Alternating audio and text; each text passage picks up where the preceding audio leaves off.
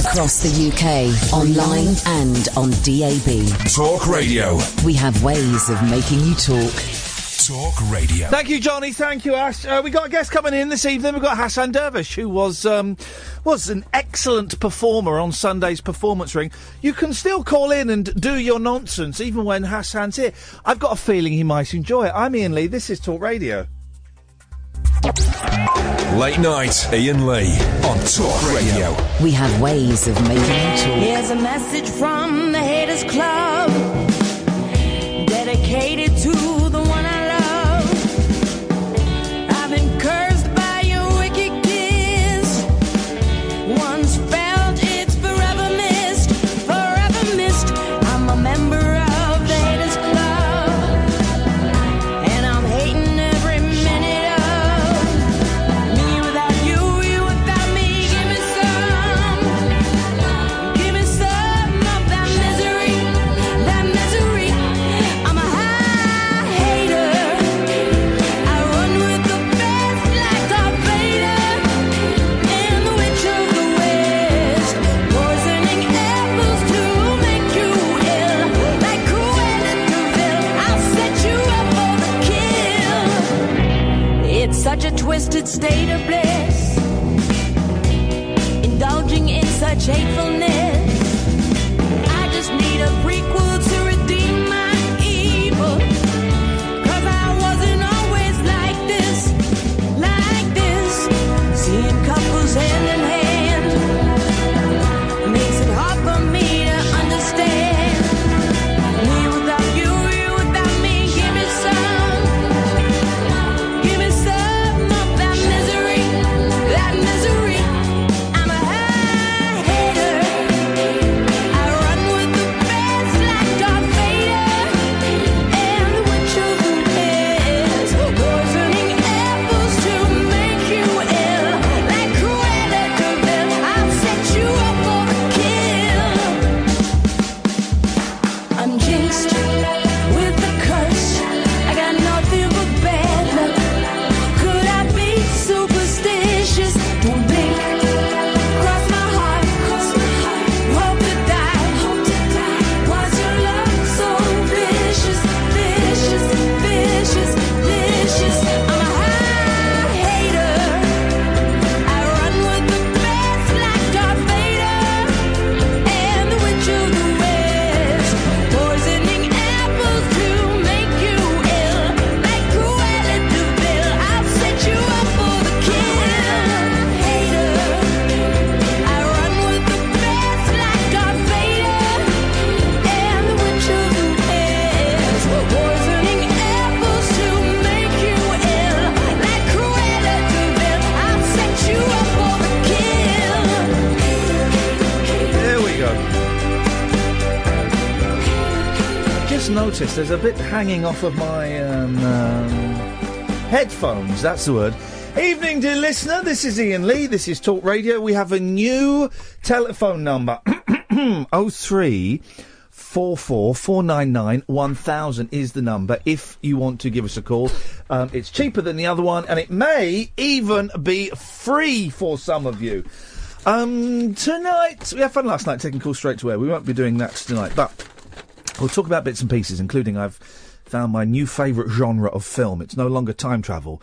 It's a genre where it is men trapped in tiny boxes. It's quite a niche genre, but I was genuinely touting for tips on Twitter for films like that. We'll talk about that a bit later on. But we've got a guest in the studio. We've got Hassan Dervish. Welcome, everybody. Welcome, Iain. Well, sorry? Not welcome, Iain. Thank you for having me, Iain. Yeah, well, no, and thank you for allowing me to have you. My absolute pleasure. It's good to have you here. Now, I think you performed a Performance Ring on Sunday. I did, yeah. I think I pronounced your name wrong. No, you were spot on. Hassan Dervish. I think because I'd written it down in I have this little book of tricks. Yeah. Right. Everything is in this book. It's not a diary. Okay. It's a tatty old book, and I write down questions, and I write down The running order. I'd written Dervish. Yeah. But it looks like a W, and I think I was saying Derwish. I think you were thinking whirling dervish and trying to remember it that way. Yes. So that would work. So. And that makes me happy that I'm in your book there, Ian. You're in the book. I'm in the book. Yes, and you've got ticks by you and everything. Lovely. Hassan seems extraordinarily loud, Catherine. Now, is that because he's got an extraordinarily loud voice, or is it because he gives it all that, or is it because Ed has set the studio to cock? That's a possibility. Do you fancy taking a phone call before we even crack on and tell people who you are? And what you do? You're the man. Put your headphones on. Let's introduce you to. There's a little volume control at the end of the lead if you need that. Alan Caddick. What kind of cake? Gay cake or bisexual cake? Oh, one bisexual cake is. Best of both worlds, isn't it? Well, I would have known that because I'm a woman cake, me. Wow, there's an image. Alan Caddick as a woman cake. Alan, say hello to my guest, Hassan. Hello, Hassan. Alan, it's a pleasure to actually hear your voice in the studio. I'm a bit starstruck, actually. I know. I'm watching you on Periscope. Hi. It's weird, isn't it? It's weird. It's exciting. How was Performance Wing? Awesome evening. I mean, Kath and Ian put on a beautiful... They cast a magical evening for everybody to perform in. For those who don't know, because we haven't mentioned it, but we're getting new listeners all the time, and it's welcome to you. Performance Ring was this thing that me and Catherine tried on Sunday, and it worked, and we're going to try it a few more times. It's a variety show. I don't want to say talent show, because that implies there's an element of competition, and there's no competition. It's a variety show where... the entire act, the itinerary, is made up of listeners. And we had poets, we had musicians, we had a magician, we had short films, and we had you, Hassan. Well, it was... I guess... You're one of those acts where it's kind of a little bit hard to describe. Because if I say poetry, some people will switch off. Because a lot of people don't like poetry. And I don't want to say a comedian, because I think you were cleverer than just a comic. I'm not sure I'd use the word clever, but certainly having fun out there. I call it more kind of spoken word clowning, because if I call it spoken word, then that kind of takes the mick out of everybody that actually does good spoken word poetry out there. Yeah. And I've seen excellent people out there. Alan, you were missed, but I believe that at the Christmas Performance Ring on December the 11th... So I will be there? Via Skype. Yeah. Yes, you will be part of the evening via Skype. Might do the introductions live on Skype. That would be... Wouldn't that be wonderful, actually? That could be very exciting. Would you be clothed, or would you be... I'll be clothed. You'd be clothed, OK. That's probably for the best. Alan, did you have a question for Hassan? I was going to say, could you do a rap about me? What? A rap? A cuff. No, he wants me to do a rap. Oh. Freestyle. Wow. In the studio. Unfortunately, Alan, my stuff needs to be prepared. Yeah. And I'm not that skilled in doing a freestyle, Alan. Wine. Sorry to destroy the magic. Let's turn the tables. Alan, maybe you could do a rap or a song about me and Hassan. DWSTY, man, that's you're now right. BWSTY, that thing. Come on, everyone, just give it a Greenwich Wednesday halfway through the week. After the video, I'm not really weak. He's leading studio with Hassan, with 20 to go. 0344499 11000 number to ring. Don't forget, .BA. It's totally free. He put you to shame there, Hassan. He's just a bloke, and he destroyed you there. He's actually put the phone number in there as well. Admittedly, I'm not sure if a lot of those sounds could actually be translated into words, and that may be cheating. But he destroyed you there, straight in. Oh, no, absolutely. We thought you were brilliant. I thought the whole audience thought you were brilliant. All the acts were brilliant, but I thought it'd be nice to get you to come in the studio for a little bit. Thank you. And maybe do some performances for us. Excellent. Not sweary ones. You had a very potty mouth. I did. Do you kiss your mother with that mouth? Well, it's just that when you don't swear that much during the day, it's a great way to just express yourself on stage. Where do you... It's cathartic. It's been years since I've been involved in the comedy circuit, right? Years and years. I mean, I was doing stand-up... God, 21, 22 years ago. Where do you do it now? Are there still places like downstairs at the King's Head and things? Yeah, downstairs at King's Head going, but there's plenty of places to go. Jesters at up at Betsy Trotwood. Yeah. Fantastic MC there, Jonathan Hearn. He's a wonderful man. And then there's just lots of them around, above pubs, below pubs. Not outside pubs. I've done some outside. Oh yeah. When in the 90s, when I was kind of doing it, it was comedy was going through another kind of boom period, and I remember doing them in pub gardens at various points. I had my weirdest ever heckle was in a pub garden in just outside Birmingham in Moseley. And I said, I come from Slough, and part of the routine was, I come from Slough. And some bloke heckled me with the poem, "Come friendly bombs fall on Slough." And I went, oh, very nice, a bit of Betchman, which it is. And he went, no, it's Ted Hughes, mate. I went, no, it's Betchman. He said, no, it's Ted Hughes. I said, no, honestly, it's John Betchman. It is effing Ted effing Hughes. And we had this big argument for 10 minutes about which poet had written that. It was just you and him having banter then. So classic bants. Classic bants about Ted Hughes. Awesome. Well, what's great about the circuit is that there's about 12 or 14 acts on a night. Yeah. And they're all doing 5 minutes each. And you see some absolutely amazing 5-minute sets. Yeah. And you might not see it again because you see them regularly throughout different people. Different people on regular nights all the time. And it's funny, some people will go on and have careers doing that or doing something related to that. Some people will stop doing it and will disappear and will get, in inverted commas, normal jobs. Yeah. I do wonder about all the talent.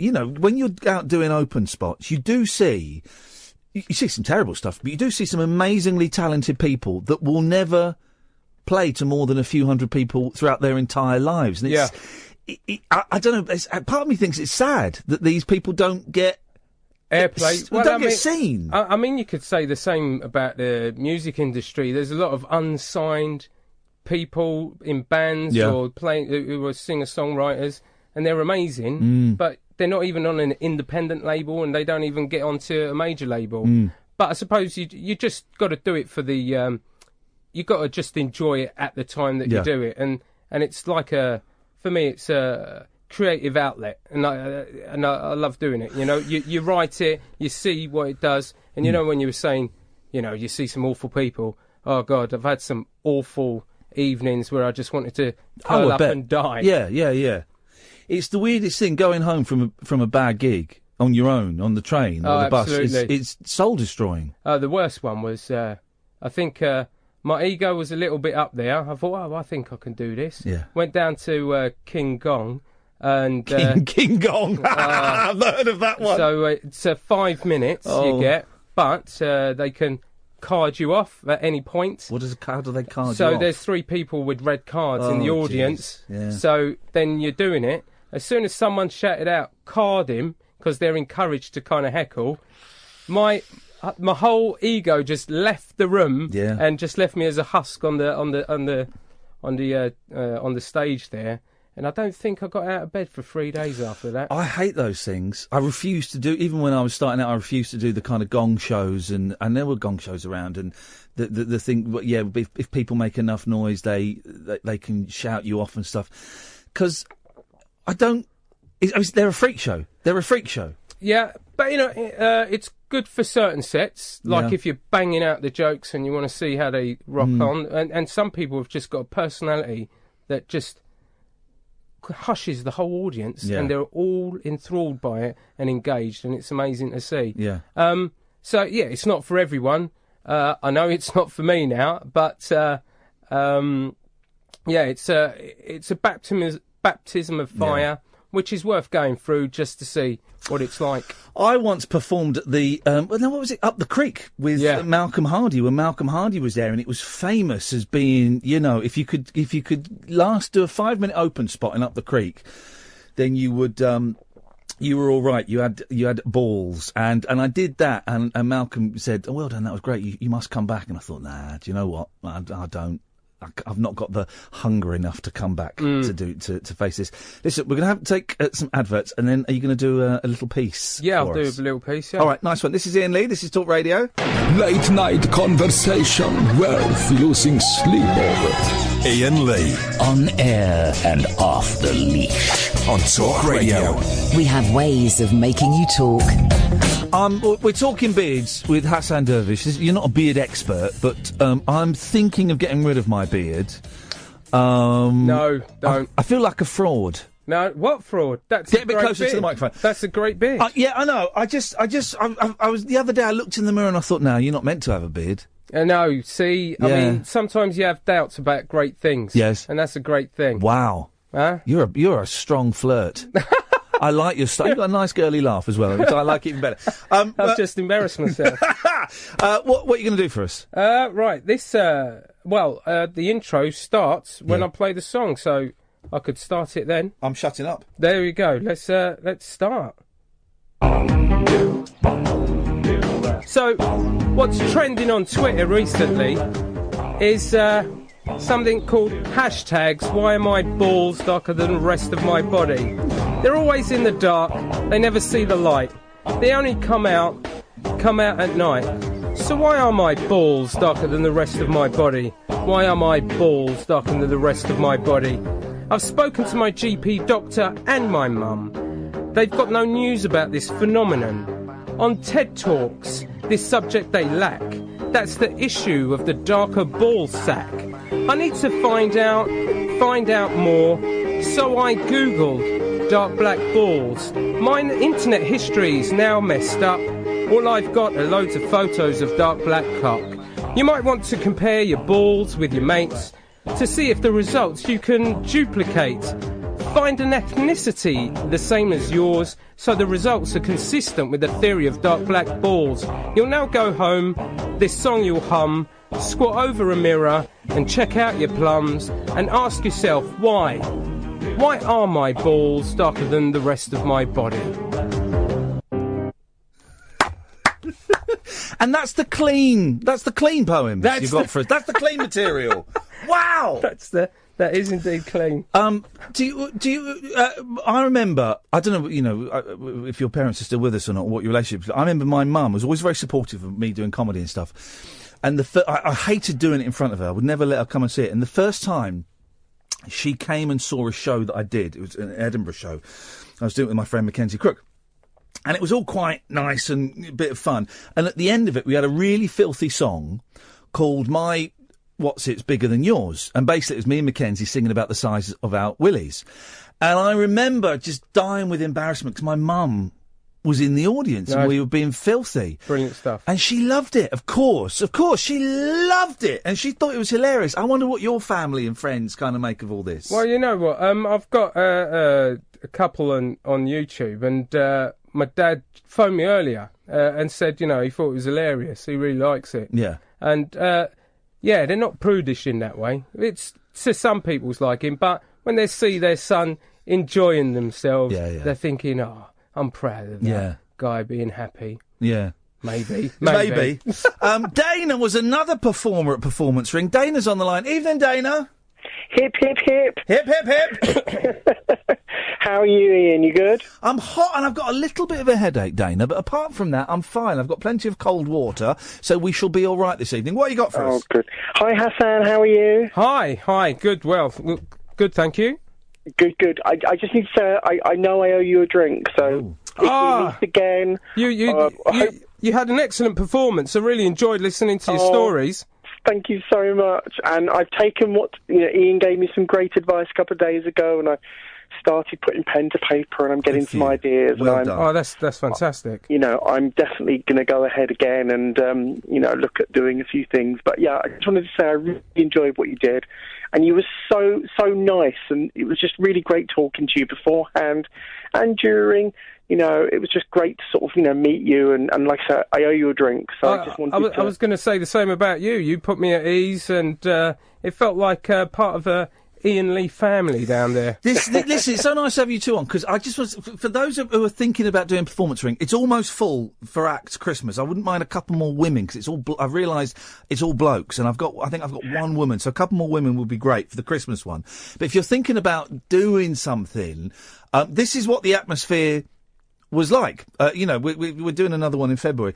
But this is what the atmosphere was like. It was everybody was cheering everybody on. There were a couple of acts that I know didn't go as well as they had hoped would go, as well as perhaps their rehearsals had gone when they were doing it at home.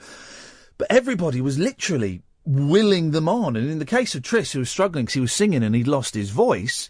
Oh, he was great. Oh, he was great. Absolutely. Yeah, I was going to say that. I would have thought no less of Tris if he'd have taken his guitar off and gone, nah, this ain't working, and walked off. But he didn't. He ploughed through, playing the entire B-side of Abbey Road, for crying out loud. And there was such, like you say, it was a tsunami of love just going across. It was like a, Mexican wave of love going across. And I think everyone felt that. And it was like a little family, a little club. Let me write this down. Mexican wave of love. Okay, I'm going to write a song around that. I feel that could be a good song. Are you stealing my material? Yeah, could be. Could be. But the exact opposite of the shows we were talking about before, the gong shows and the talent shows and even the competitions. I always find it a tough thing doing a competition when you're a performer, because to be a performer, to do what you do, to do what you did, Dana, to do what I used to do, you've got to be sensitive to criticism, and it is hard to go up there and be judged. I wanted to ask actually Hassan, because I know you do it 2 or 3 times a week. I remember you saying, or some weeks anyway. What would you advise for somebody like me? What would you say is a good idea or good next step? Good next what in doing stand up? It's just I'm putting ideas together. Well, with me, when I started, sort of started 2 years ago, my friend, she was doing stand up for about a year, and she was amazing. I looked at her and I thought, you know what, I'd really love to do that. Her name, Dana Wills, brilliant.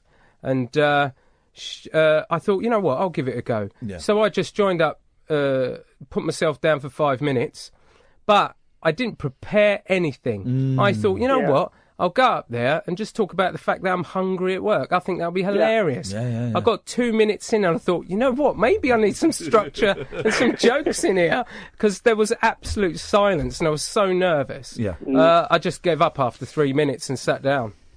So a bit of preparation and a bit of rehearsal. Yeah, absolutely, in front of the mirror or whatnot. And I did a bit of a course as well, and that helped me. The courses can be helpful in terms of the practical things like holding a microphone. Yeah. And they can also give you the encouragement. The thing I would say to anyone who wants to do it is just get out and get loads of 5-minute open spots. It's what they used to call stage time. Just getting the experience of having your name said out loud and you walking up on a stage and staring out at people and talk. Just keep doing that.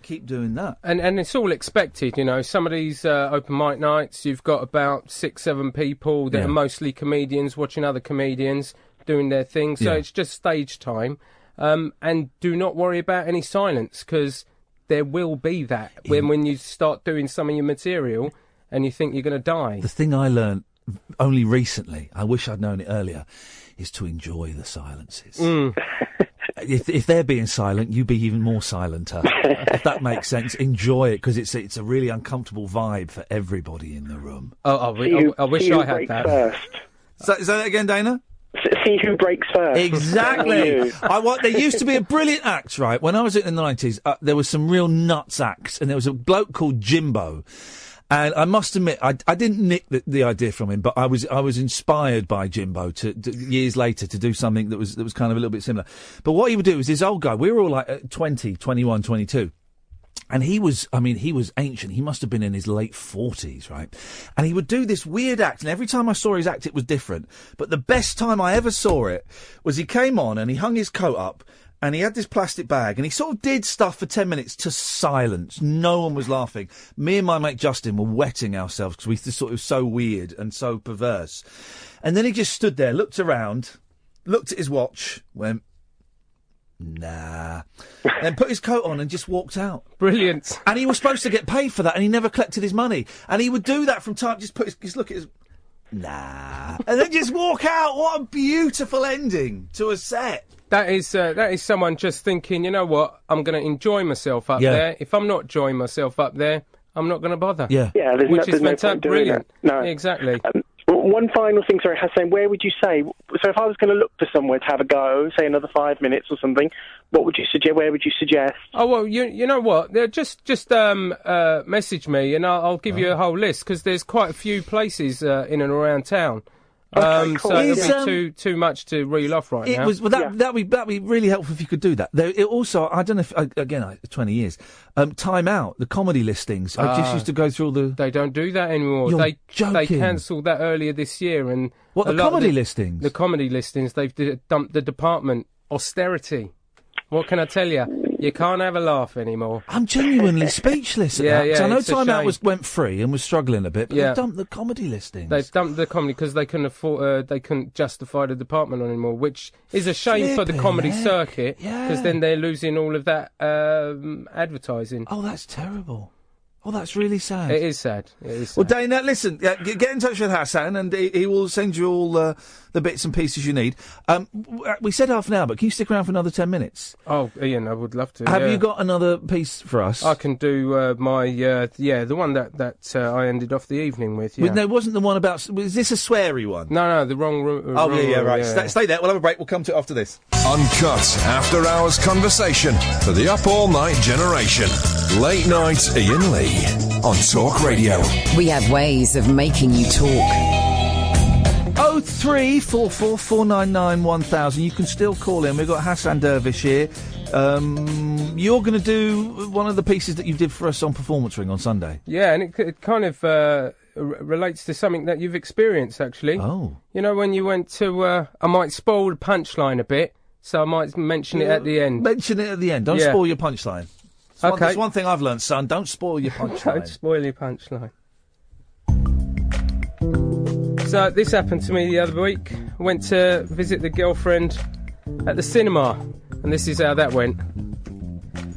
Went to Cineworld, Fast and Furious 8. Went to the screen, sat down with my date.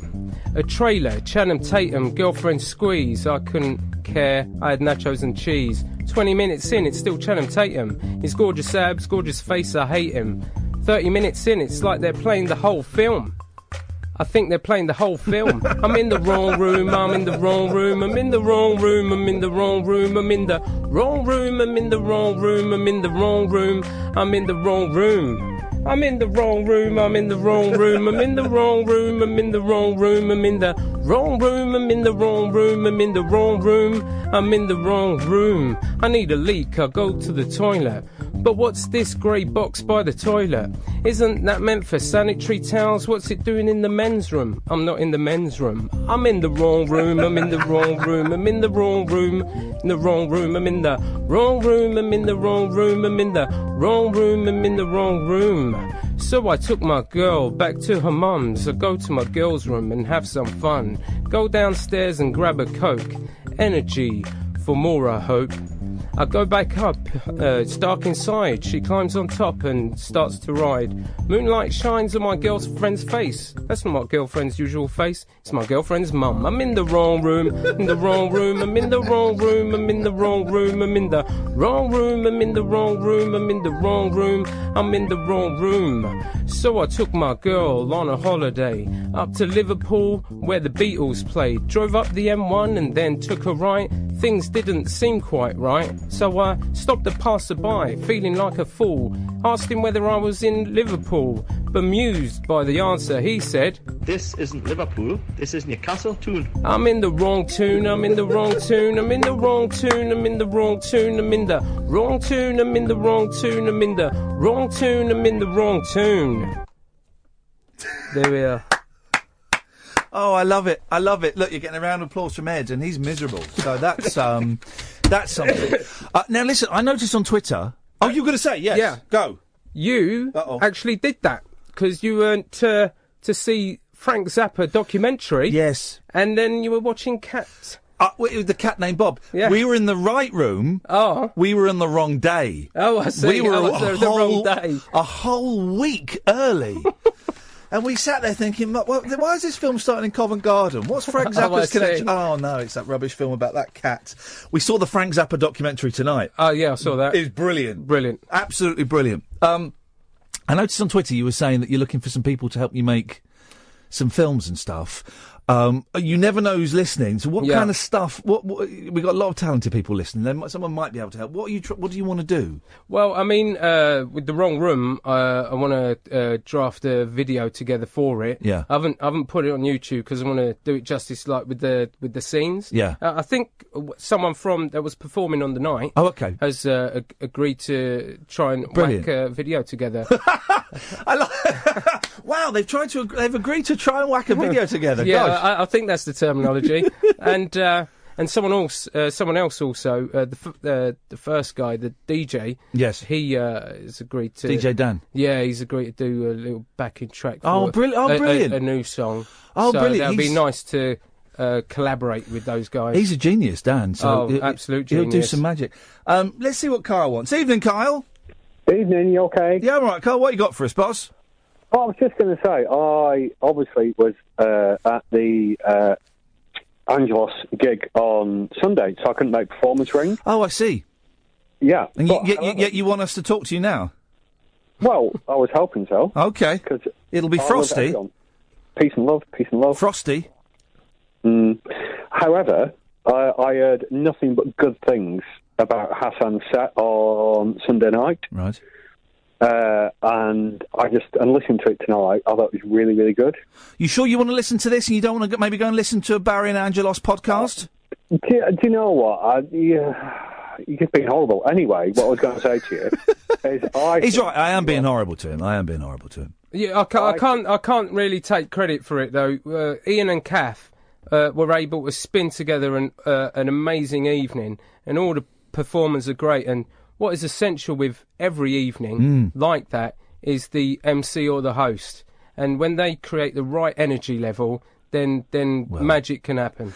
Well, you're very kind. No, it's true. Didn't John Dredge pushing a wheelbarrow go down well? Oh, he could have gone on for he could have gone on for hours. He could have gone on for hours. He's sending me. I was hoping for a proper barrow. Yeah, I know that was a bit of a disappointment. They might be coming. Dredgeland might be coming back in February, and he keeps sending me. He's got some nuts ideas for that, so that'll be worth. Brilliant. Anyway, Carl, go on, mate. No, I was just going to say I respect both of you. I will say for why. I did in the 90s. I did about 6 open mic gigs in Manchester, and for 5 of them, reasonably well. 6th one, absolutely appalling, and it put me off for life. Oh, yeah, you've got to be tough. When I say you've got to be tough, I mean because it batters you. It batters you. Oh, it was just when nobody laughed, when people were just absolutely staring at you, and I was like, I don't want to do this anymore. Yeah. So I think what you do, Hassan, is brilliant. I think, obviously I try and do the radio thing now, which is a pale imitation, I'll be honest with you, Mr. Lee. But yeah, that to me is a much easier way of getting laughs. But oh God, yeah, the fact that you both done it, yeah, respect you both. Kyle, thank you very much indeed. I appreciate that. I do disagree with those people that say, oh, it's the toughest job in the world. No, it's not. Being like a soldier or a nurse or a firefighter, those are probably, I would suggest, significantly tougher Absolutely. than standing up in front of a load of drunk people and talking for 10 minutes. But it is unpleasant. What do you want? Where do you want to go? Do you want this to be your career? Do you? No, it'd be lovely to be able to, replicate my heroes, really. So, who are your heroes? Right, I would say the people that have inspired. Yeah. There are loads of people that I really like, but what inspires my material is people like Beck Hill, comedian, Paul Foot. Oh, Paul Foot's brilliant, isn't he? Tim Key, oh yeah, he's brilliant. Tim Key and Lonely Island. Who's a band in America that do parodies of rap. Oh, are they the ones that did the Michael Bolton? Yeah, they're brilliant, they are. So I like all of their styles together. Yeah. And they kind of inspire me to do my set. I love Paul Foot because it's whimsy. Yeah. It's just delightful whimsy. I sort of used to know him a bit, and I interviewed him once when I was at another radio station. And it was quite an awkward interview because he is so unusual and so unique. I didn't quite know how to... I think he thought I was taking the mickey out of him when I wasn't. But we didn't quite know how to... We were circling each other verbally. But he's just delightful nonsense. I watched him a couple of weeks ago, actually, and you're listening and you think... You're trying to dissect this set. Yeah. And you think, wow, there's actually no joke. Yeah, He's just talking and rambling, and it's hilarious. Yeah. So either he put something in the air or magic. I'm not sure. Listen, I'm going to let you go in a minute, Hassan. Give us what are you on Twitter so that people can find out where you're playing and stuff? Twitter handle is HDerv, HDERV, and I'll tweet. I've already tweeted my links to my YouTube channel. Yeah. If you subscribe, I get my own URL for YouTube. You need 50 subscribers before you get one. What do I need to type in to find you? I'll subscribe. Oh, just type in my name, Hassan Dervish. All right, hang on a minute. And then maybe what's the song that's on there? Come on, everyone. I hate chores. I hate chores. Right, Hassan Dervish chores. Everyone, we can get 50 subscribers by the end of the night. Here we go. Let me turn that off because subscribe. There we go. You've just got another one there. Brilliant. You'll have 50 Ian, by the end lovely. of the night. Thank you. Let's have one more call and then we'll let you go. Tris! Hip, hip, hip. Hip, hip, hip. What kind of cake? Well, I'm part of the liberal media like you, so I'm going to go buy cake. Yeah, buy cake. What you got for us, Tris? Hey, just... I've been hitting Hassan up on Twitter because I think he was brilliant the other night. Yeah, thank you.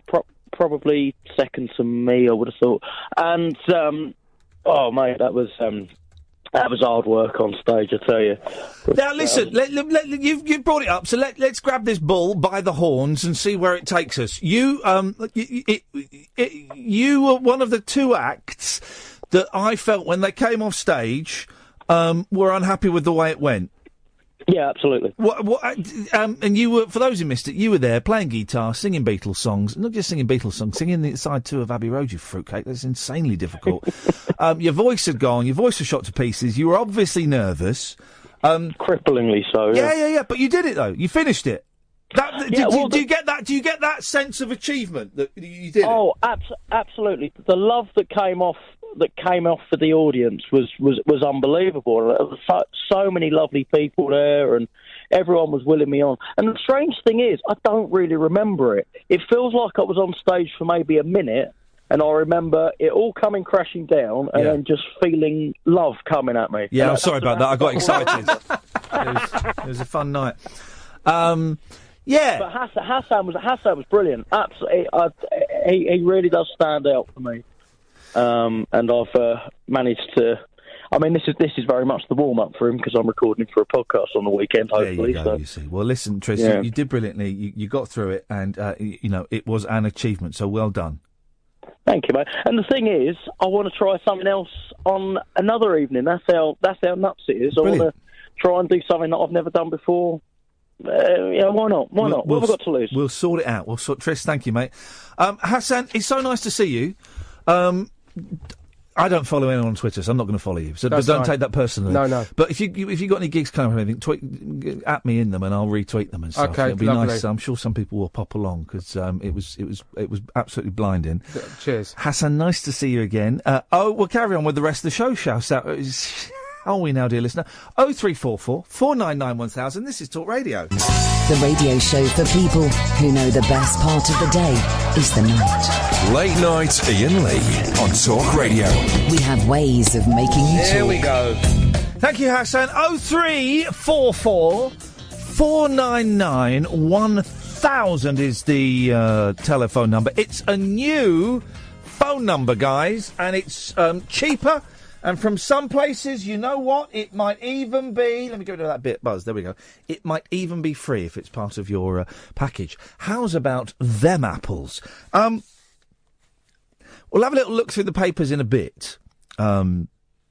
because I'll be honest, I'm a little bit unprepared for this evening show, because I've had one of those busy days where I was off to see my therapist this morning, and so I didn't get much sleep, so I was tired and groggy, and I went to see him.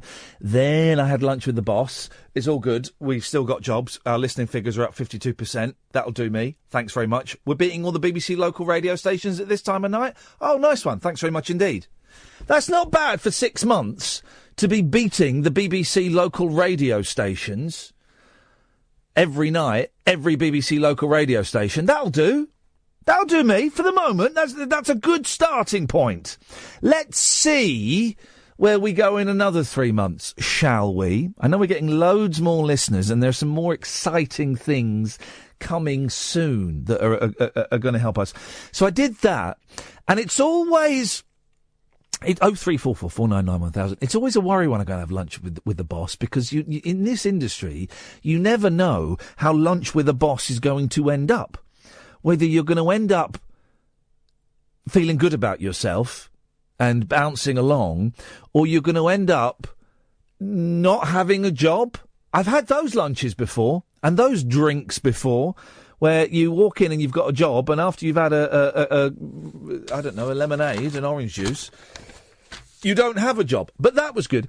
And then I had to go to the BBC and do some little bits and pieces for the BBC. And it's always weird. And I did get the boot from the BBC. So I always feel like I'm a bit of an interloper in the BBC. I always feel a little bit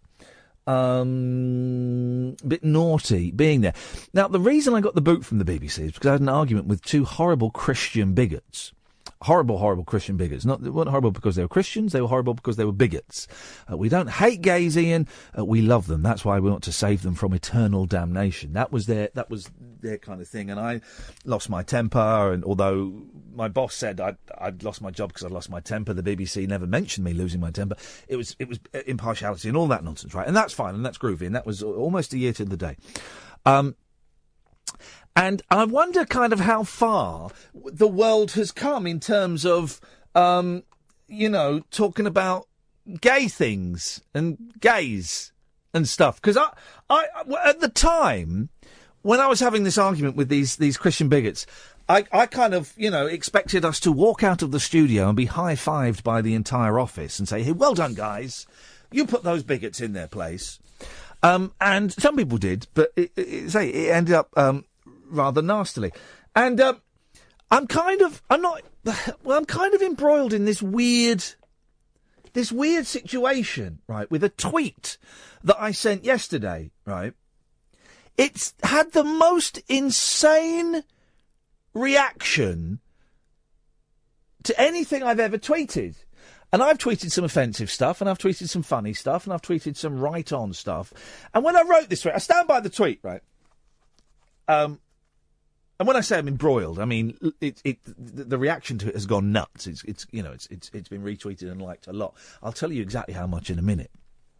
But when I did it, I thought, this is quite a right-on liberal thing to be saying. I stand by what I say, and I'll tell you what I said in a minute.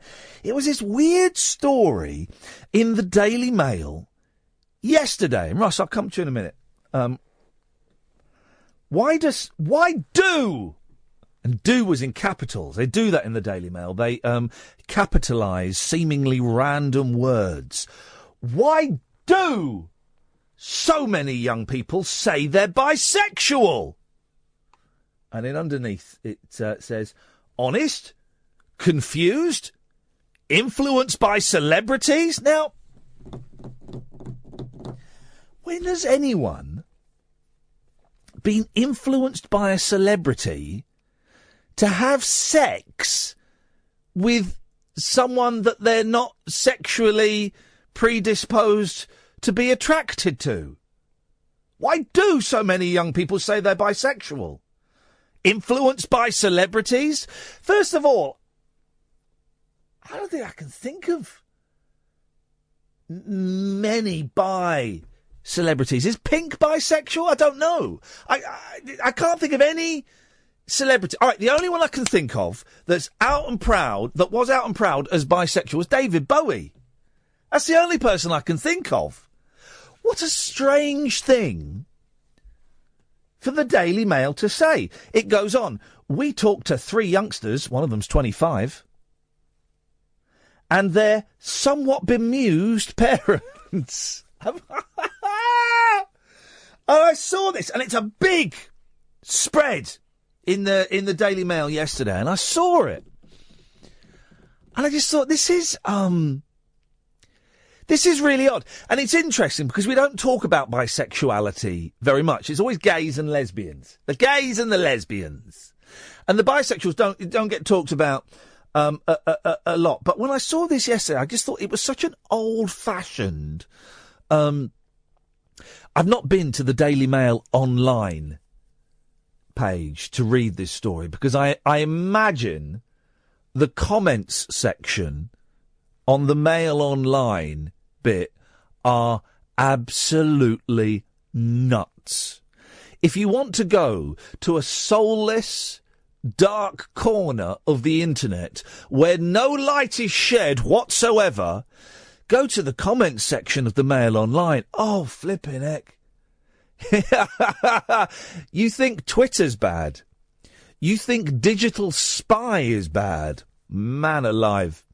Honestly, it's a whole new level of arsehole that posts on the Mail Online comment section. It really, really is. I might, do you know what?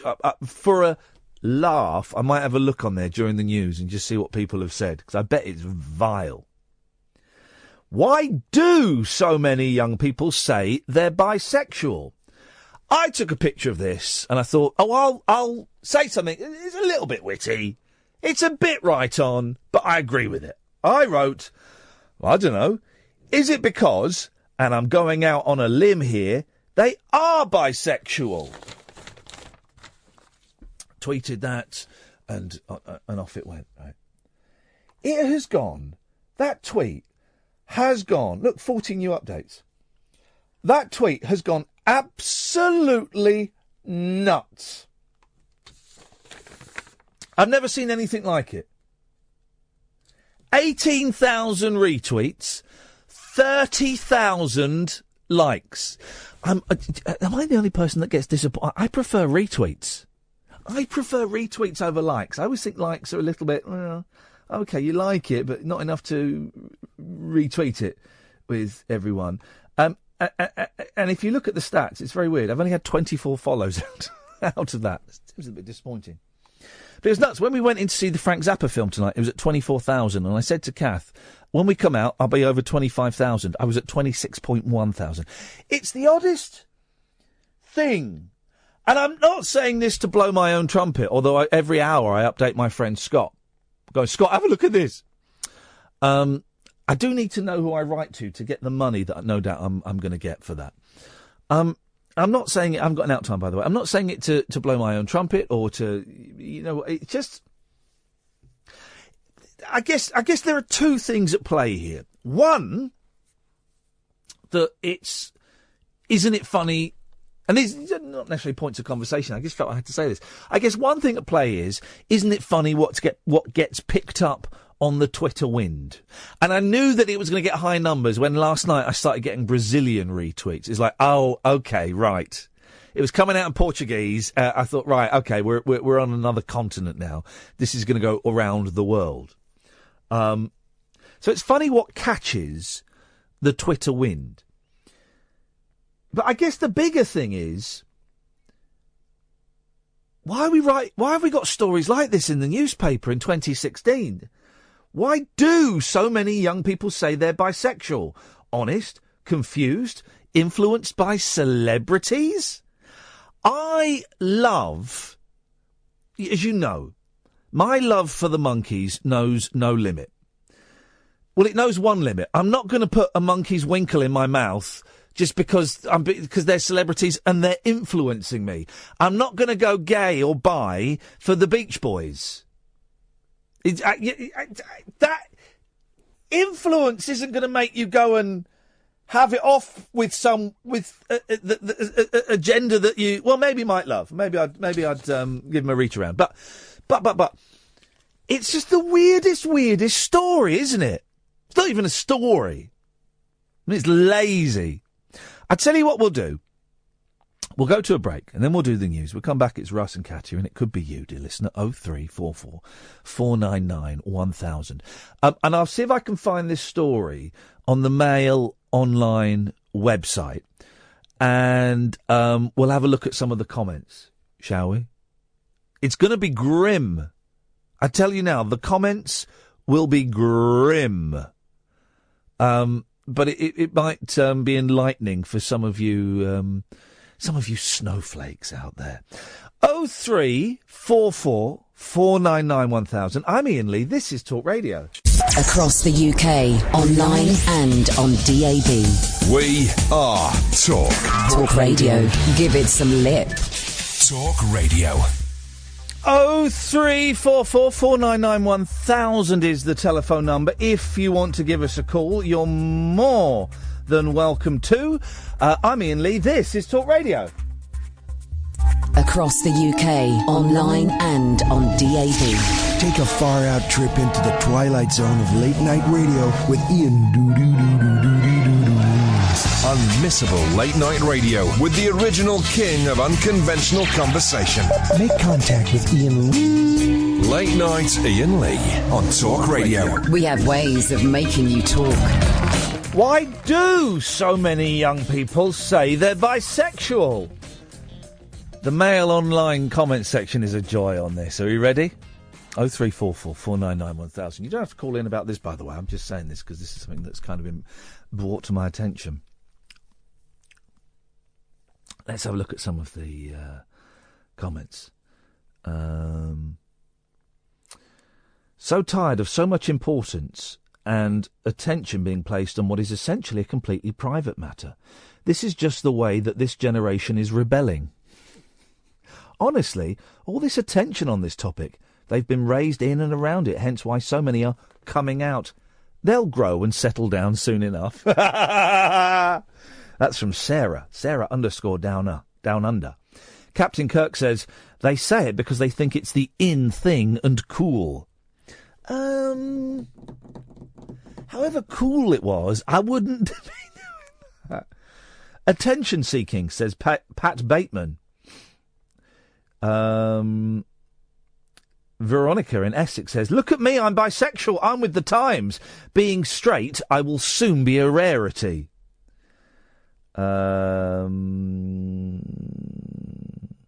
It's trendy and it doubles your chances. Attention seekers, because it's A, fashionable, and B, it's easier than dealing with strong personal issues for themselves, and C, they're easily led. Here we go. This is the response to this. Why do so many people say they're bisexual? The constant re-education at school, the lack of religious education that placed some order on how the world works, and the sexual nature of world pop idols had led to a general confusion and a complete lack of common sense in the young. Dearie me. Al says, maybe it's something in the water we drink or food we eat. And I'm not joking. Let's do one more.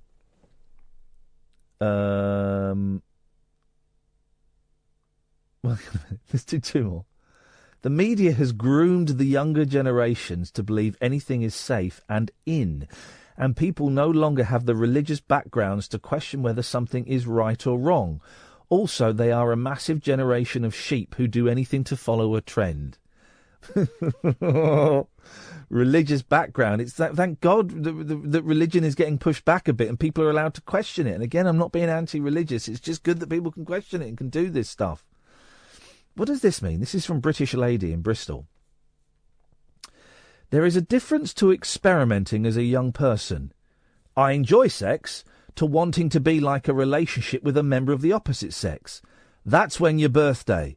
Not kissing a girl at 18, geezer. Get over yourself. What the hell does that mean?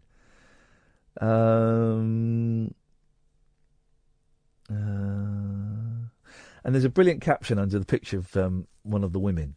Shannon Scrivens, 18, pictured, can remember every detail of her first sexual encounter with another woman. Of course you can. I can remember pretty much every detail of my first sexual encounter with a woman. It's really weird. And the newspapers are just being really nasty at the moment. The front page of the Daily Mail is quite racist, isn't it? It's racist, isn't it? It's actually racist. Properly racist. After the horrific story yesterday of that poor family, mum and 3 kids, I think it was, and I've the video's online. I don't wish to see the videos. It's horrific enough. Killed by a foreign driver. I don't know where he was from, actually. I think he was foreign, wasn't he?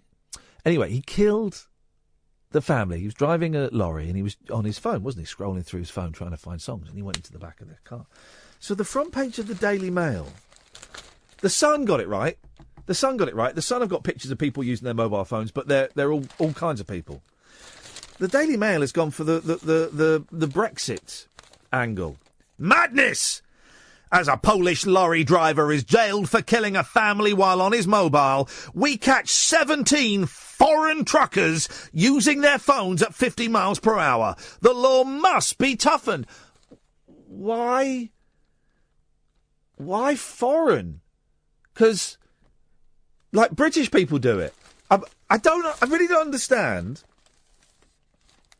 Eyes glued to their phones, these truckers are gambling with people's lives. In just 90 minutes, no fewer than 17 were spotted illegally using mobiles on a busy motorway. One even took both his hands off the wheel to fiddle with his phone. The shocking pictures of foreign-registered lorries were taken yesterday. It's just... I mean, why? Honestly, I don't understand it. Right? I mean, the Mail really is the lowest common denominator.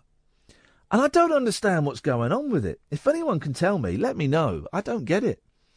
You can call in about that. You can call in about anything you want. You know me. 0344 499 1000 is the telephone number. Let's go to Russ. Evening, Russ. Evening, Ian. What you got for us? Well, I didn't actually call about this, but I would say on the being influenced by other people and celebrities. If I was to tell you what Dirty Wurzels influenced me to do, then it'd make your toes curl, I'll tell you now. Jeez, that just leaves a bad taste in my mouth. I actually rang up about... originally I rang up to speak to, obviously to you, and also Hassan. Oh, Hassan, yeah. He was good, wasn't he? Yeah, I've got a couple of questions to ask you about the performance ring, but I'm not very easily pleased usually with things like that, but I really enjoyed it. I thought it was really good, and I don't know whether I know like artists don't like being pigeonholed. I don't know whether he classes himself as a poet or a rapper, but to me he's like a modern poet, and I'm not really a big fan of poetry, but I really enjoyed it. I thought he was, really good. Yeah, he's good. I struggle with poetry. My relationship with poetry is a tough one. I do struggle with it, and I'm trying to be more open-minded about poetry as I get older. But I don't think, he's kind of like a cross between a rapper and a poet and a comedian and a performance artist, and he's all kinds of things. And I think I tell you what, partly why I like him so much is because he's doing something different. Yeah, and he's doing something quite clever, but he's not afraid to be risky with it. I like that. He's very sweary. If you see him live, he's very, very sweary as well. But in the way where a swear is delivered at just the right moment and with just the right velocity to make you laugh out loud. Well, yeah, because that's what I know. I know people rave about people like Chubby Brown and that, and it's never appealed to me. I can't stand swearing in an act just for the sake of swearing. No. But swearing in the right context at the right moment can be... Swearing can be funny. Hilarious. Swearing can be funny, it can be big, and it can be clever. Yeah. You just got to know when to do it, man. But I think swearing is funny. We saw the Frank Zappa documentary today, right? It's really good. Even if you don't like Zappa, it's such a good documentary. It's just loads of clips of interviews with him throughout the years. And one of the people says, why do you use such bad language? And he says, because I don't see it as bad language. I just see it as another tool in my arsenal of weapons. My weapons are words. You know, I pay my bills with words. And if I put an F-bomb in or an S-bomb in at the right place, then I'm just adding. He says, look, if I want to tell someone to F off, then the best way to tell them to F off is to say F off. And he's right. You know, it's straight. Right, yeah, it's direct and it's straight to the point. Not wrong with a bit of old Anglo-Saxon. Exactly. Old Anglo-Saxon language. A couple of quick questions, Ian. First of all, when are you planning any of these Ian Lee calf functions in my neck of the woods in the future at all? No. Is the short answer. What we're doing another one in London in December. We're doing another one in London in February. And then we might go up to Manchester early next year. There's a theatre in Lichfield called the Garrick. Yeah. The plan at the moment is to go up to Manchester, sort of maybe March or April or May or something next year, and see if we can do it there. And then if that works, we'll look at maybe doing one in the West Midlands or something. Yeah, I mean, I'd contemplated popping up the other night, having the night off work, popping up to that ghost thing in Macclesfield. Probably glad I didn't, to be honest. Yeah, it was a very spooky night. I think you'd have cacked yourself. I'm a bit of a sceptic on all that stuff, to be honest. They would have destroyed you. I talk radio. I know with all these changes. Oh, quickly linked to this next question. The phone calls are a lot cheaper. I'm on EE, and it's not free, but it's like pennies. Exactly. It's much really better. cheap. It's the best thing, Russ. I've got to move on. It's the best thing that Talk Radio could have done. Changed the phone number and made it cheaper. Beautiful. Let the phone calls roll in, guys.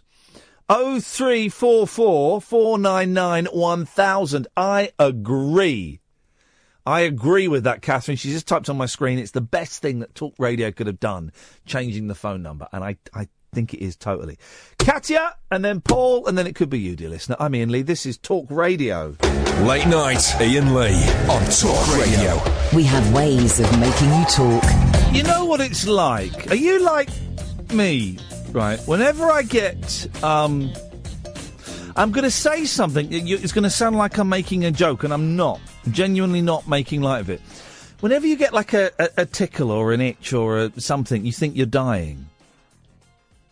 Because I genuinely, I take a caterpillar in the face because I've told her this. But genuinely, I've had this little spot in my throat, like a little sore spot in my throat. Right, it's not a spot. I mean, it's like there's a little area inside my throat that is sore, right? And it's been sore for, it feels like forever. And because I've been listening to the guy on Radio 4 talking about having throat cancer, my head has kind of joined all these dots up and gone, oh, you might have throat cancer. Genuinely. And the cat's pulling faces at me. But genuinely, this is my fear, right? And so today I was thinking, oh, maybe I should book an appointment with the doctor. Now, I won't go and see the doctor because, of course, I've not got throat cancer and I don't want to waste their time. But that's what everyone who gets throat cancer must say. And then when they do go to the doctor, it's too late and it's stage 4 and there's nothing they can do about it. Genuinely, right, most of my life, I have felt, and well done, Catherine and Ed, for suppressing the laughter. I've had little niggles and itches and stuff, and I'm constantly going and getting prodded and probed and having things looked at. But I mean, what you think I'm being a hypochondriac, which I've heard can be lethal. Katia! Yeah, why don't you get a dog that sniffs cancer? Oh, a cancer-sniffing dog. Yeah. Why wasn't that my first thought myself? Because, yeah. And then just, like, lie on the floor and have someone force him to sniff my neck. Yeah. And then if he spots cancer, what? Do I get Michael Heseltine to strangle him? Oh, no. But if you get one of those dogs, you can, whenever, every day, if... Every day? How do they tell you that you've got cancer? Do they bark at the cancer? Well, it really depends, but they will sit on you. What? They will do what? sit. S-I-T, not... Yes, they will... All right, mate, calm down. They will sit on your tumour? Sort of, yes. So if I've got cancer of the throat, of the neck, the dog will sit on my neck? Yeah, I know it sounds weird, but it's true. And sometimes cats will do the same. I remember reading this story about a lady who had a cat, and he usually would sit on her lap, but then he started sitting somewhere else, I think on her elbow or something like that, and she had cancer over there. I don't know. She had cancer of the what? Not of the elbow, but... Can you get cancerous elbows? You can get cancer anywhere. And the cat sat on her elbow? Well, let me think about... I'm going to read the story again, but I think that's... I can't really remember what happened then. But, get a dog. OK, I'll get another dog. By the way, the phones are going mental, guys, so if you're calling, keep calling. We'll try and get to you all eventually, but the phones have gone a little bit bonkers. 0344 499 1000. Katia, you've not called in to try and sell me a cancer-sniffing dog, have you? No, I'm not selling that to you, but I wanted to say thanks very much to you and Catherine for putting everything together on Sunday. It's just incredible. I just couldn't believe it when, all these people, brilliant people on stage, really, and also having the documentary I made, because I didn't know if the stuff that I was doing was any good or funny, so to see the reaction of the audience got big was laughs. amazing. Big laughs and then tears at the end. Yeah, well, I don't know. Are you going to put the film on YouTube? Well, you're going to know. I tried. Oh. Well, it doesn't. It doesn't work. What do you mean it doesn't work? Why doesn't it work? Well, I don't know if it's because I did it directly from the iMovie thingy, but it said failed, so I said, "Oh, okay." Have you got a YouTube account? I opened an account, and then, but I'm going to look into it and see if I can remedy. It might be too long. Isn't there a limit on YouTube that unless you change the account, you can only... Is it 10 minutes or 15 minutes? Oh, really? Oh, right. You have to change it. But one of the losers listening to this will be able to help you with that. You should wait until the Christmas one. We got a guy who's going to eat custard on stage. Oh, wow. The guy's going to eat custard on stage. Oh. That's happening at Christmas. Well done, him. Well done, him. Man is going to eat custard live on stage. Oh, dear. Oh, dear.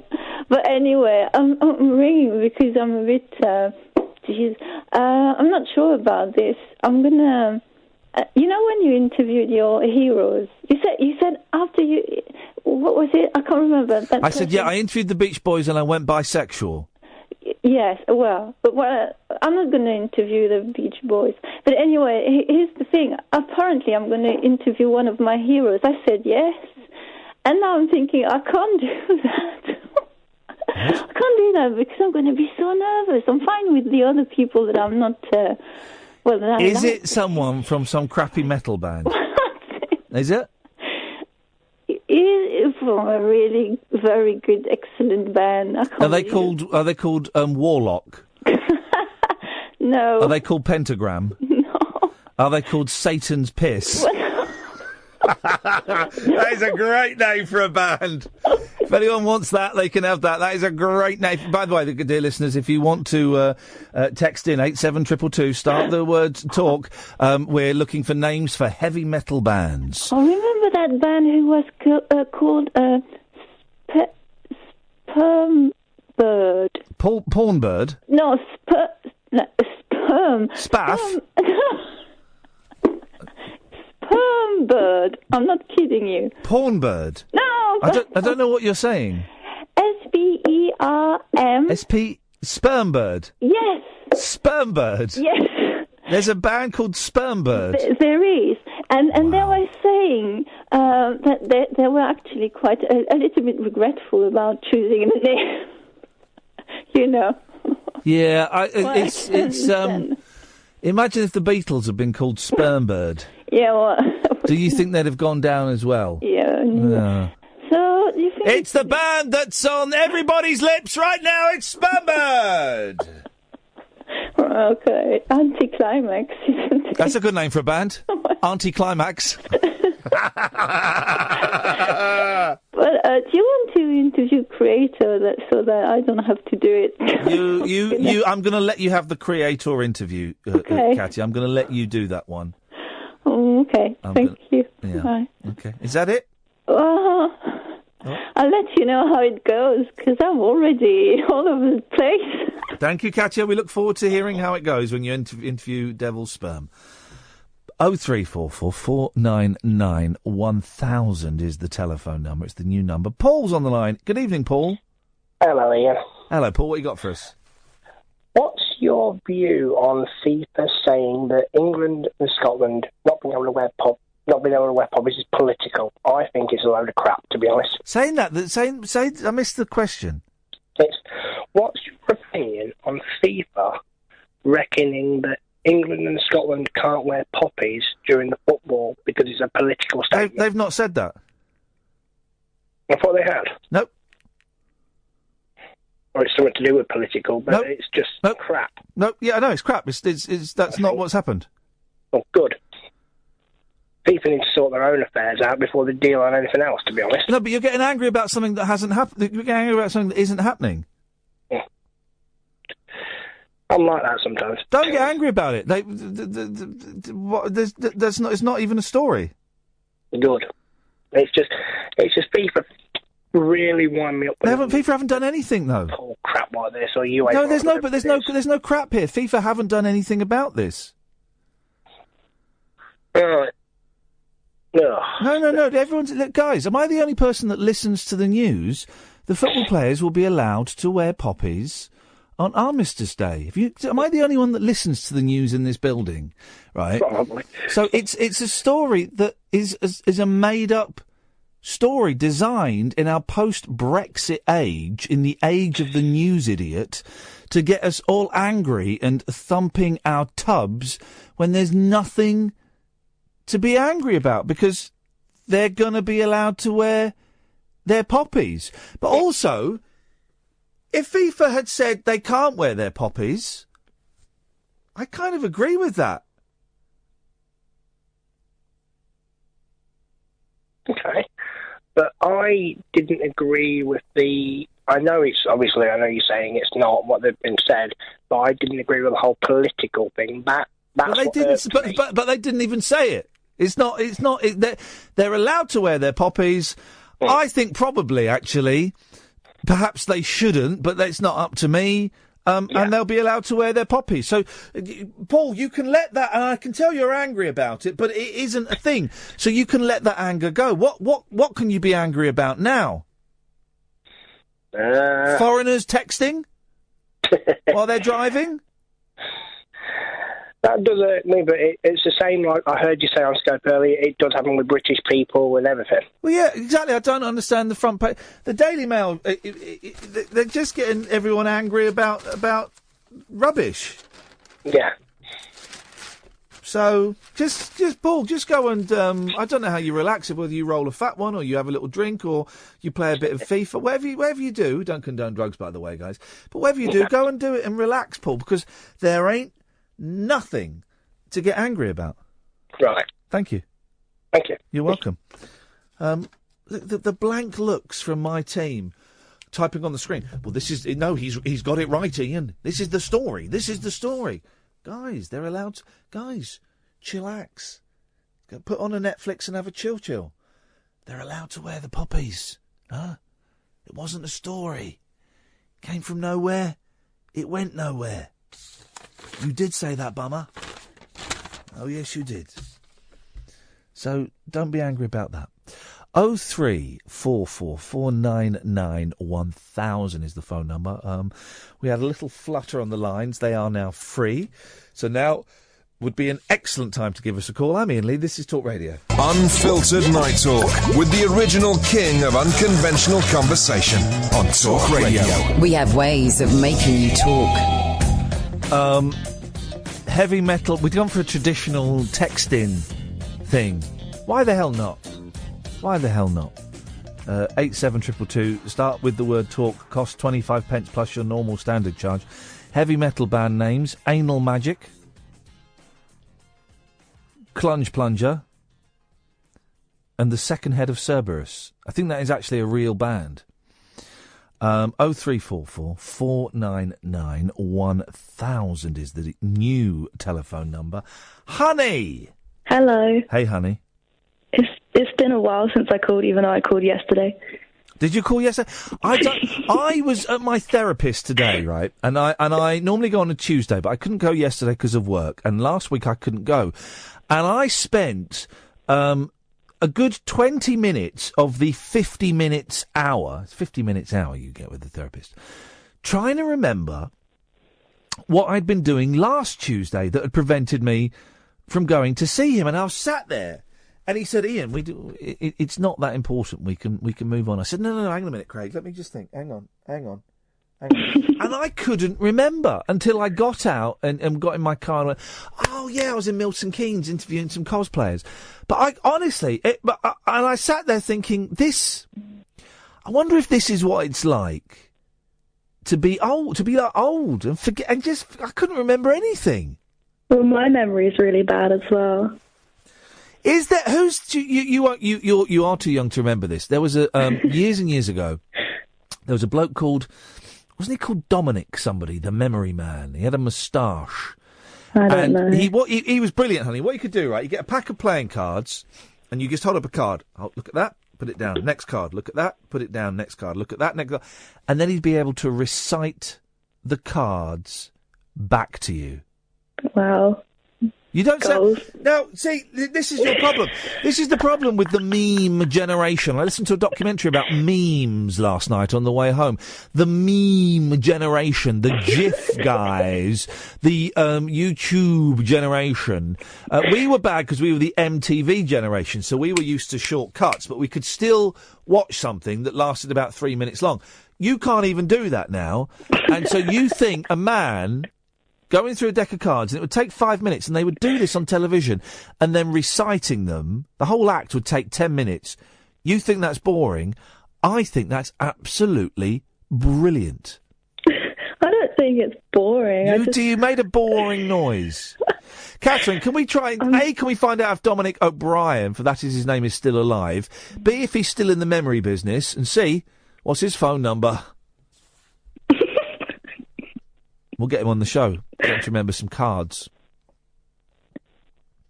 It would be like that guy at Performance Ring. Yeah. If anyone wants to come and do a memory act at Performance Ring, I'll be totally up for that. But interestingly, I don't think, and I'm not being sexist, I don't think there's ever been a female memory act, and it is an act. I'll do it. Well, is your memory any good? No. Well, that's kind of the only prerequisite. I'll work on it. Okay, well, you work on it, and it's all about. He would always say it's all about. You make up a story. So you'd see the two of clubs. So I went to a club, and I saw a diamond joker. And that's how they make the story up and stuff and remember it. But I can never get that technique to work for me. I wanted to say that Performance Room was really nice, and everyone was really welcoming.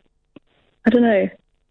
I kind of thought, because I'm like a really new listener, I felt a bit out of place, but everyone was like, "Oh, you're Honey. Oh, I like your calls," and I was like, a single tear.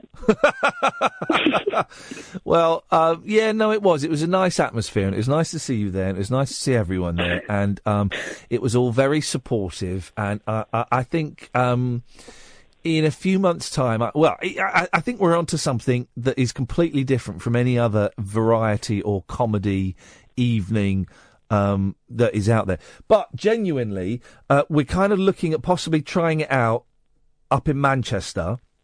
So if anybody knows a venue that holds sort of 70, 80 people in Manchester that we could get for, I don't know, for free or for, a decent, door split, then let me know, Ian at ianlee.com, because it would be it would be quite nice, but I don't know any places up there, you see.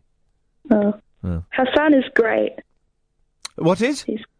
Hassan's brilliant, isn't he? Yeah, he's really good. I think we found a superstar there. I was excited when he said about wanting to make like a music video or something, because I totally would do that.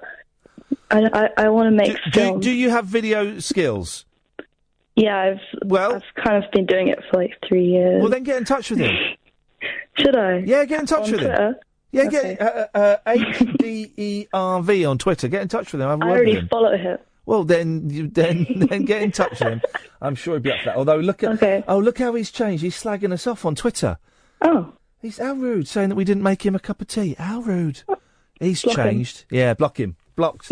Honey, thank you very much. 0344 499 1000 is the telephone number if you want to give us a call. It's dawned on me today, I have a rather unusual taste in movies. I found a new genre of movie that actually I really like. And it was only today I realised I really like it. And I can trace it back. But for a long time, my favourite genre was time travel films. Right? But then today I was flicking through Netflix because I wanted to chill. And I came across... I don't even know what this film was called. Hang on a second. Hang on a minute. I'm going to turn I've got to play it to make it come up. Anyway, I don't know what the film was called, right? I came across this... Oh, Break! There we go, Break. And even though it got a lousy rating on Netflix, and it got a lousy rating on IMDb, I liked the description of it. And it said, basically, special agent gets locked in a box in the boot of a car. Boom. I'm in. And it reminded me of a film I saw with, I would say, one of Britain's greatest actors, Ryan Reynolds, where he wakes up in a coffin buried underground. Now, I can't remember what that film was called. It might be called Buried Underground. And it was such a good film. And this break is, here you go, Secret Service agent Jeremy Rines awakens in the trunk of a car driven by terrorists. Beautiful. Beautiful. And the Ryan Reynolds film was great. And it reminded me... Now, if you're of a certain age, some of you will know exactly what I'm talking about, right? And I think this was based on a true story. In the 70s, there was a film around the same time as Salem's Lot, right? So it's that kind of vibe. And it's about... either a woman or a child that gets kidnapped by a pervert. Watch this in the 70s. Brilliant. And the pervert puts them in a coffin and then buries them. And then there's like an adventure. There's like a chase as they try and find out where the woman or the child is buried. Now, I must have watched that in about 1979, 1980, so I was 6-7 years old. And it had if anyone knows the name of it, please do let me know. I think it was based on a true story. I'm sure it was based on a true story.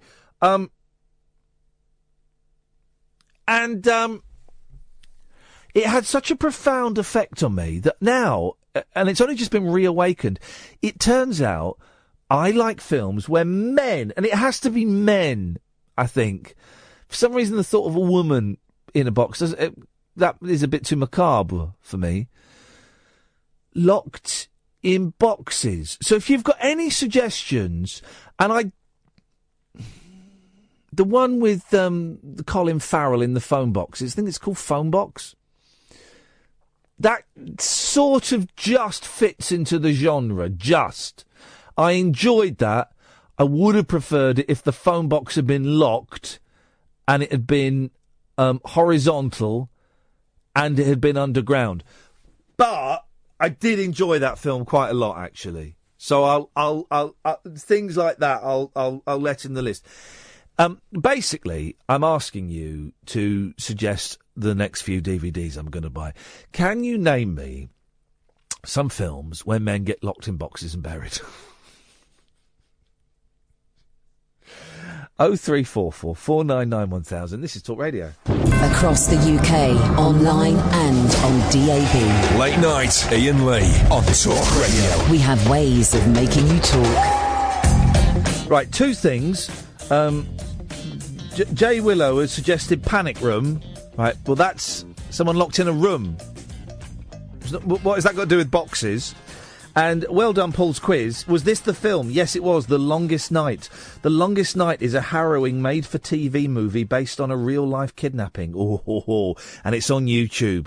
Beautiful. Beautiful. When I drop the kids off at school tomorrow, I'm watching The Longest Night, 1972 ABC Movie of the Week. It was terrifying at the time. It might be a little bit pony now. Yeah, yes. Hello, Tony. Hello, how are you? I'm good, thank you, Tony. What have you got for us? It's very random. I was just sat here with my other half, and I was discussing a podcast that I wanted him to listen to. Yes. But I couldn't remember the bloke who you were talking to, and I said, I'll just phone them up and ask them. And then I did that, and then I'm in the air asking you. So a podcast that I was on? No. I want to know the name of... You were talking to a man the other day. Yes. About religion. Yes. And he likened it, faith, to having autism. Do you remember that? Oh, Ari. Oh, what's his name? Was it Ari, the Jewish guy? Is that his name?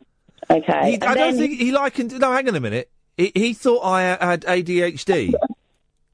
Say that again? Hello. He thought I had ADHD. Well, I've suggested that to you before. Right, but is that the thing you're talking about when Ari phoned up and said that Halloween was anti-Semitic? No. Oh. No, you were speaking to somebody,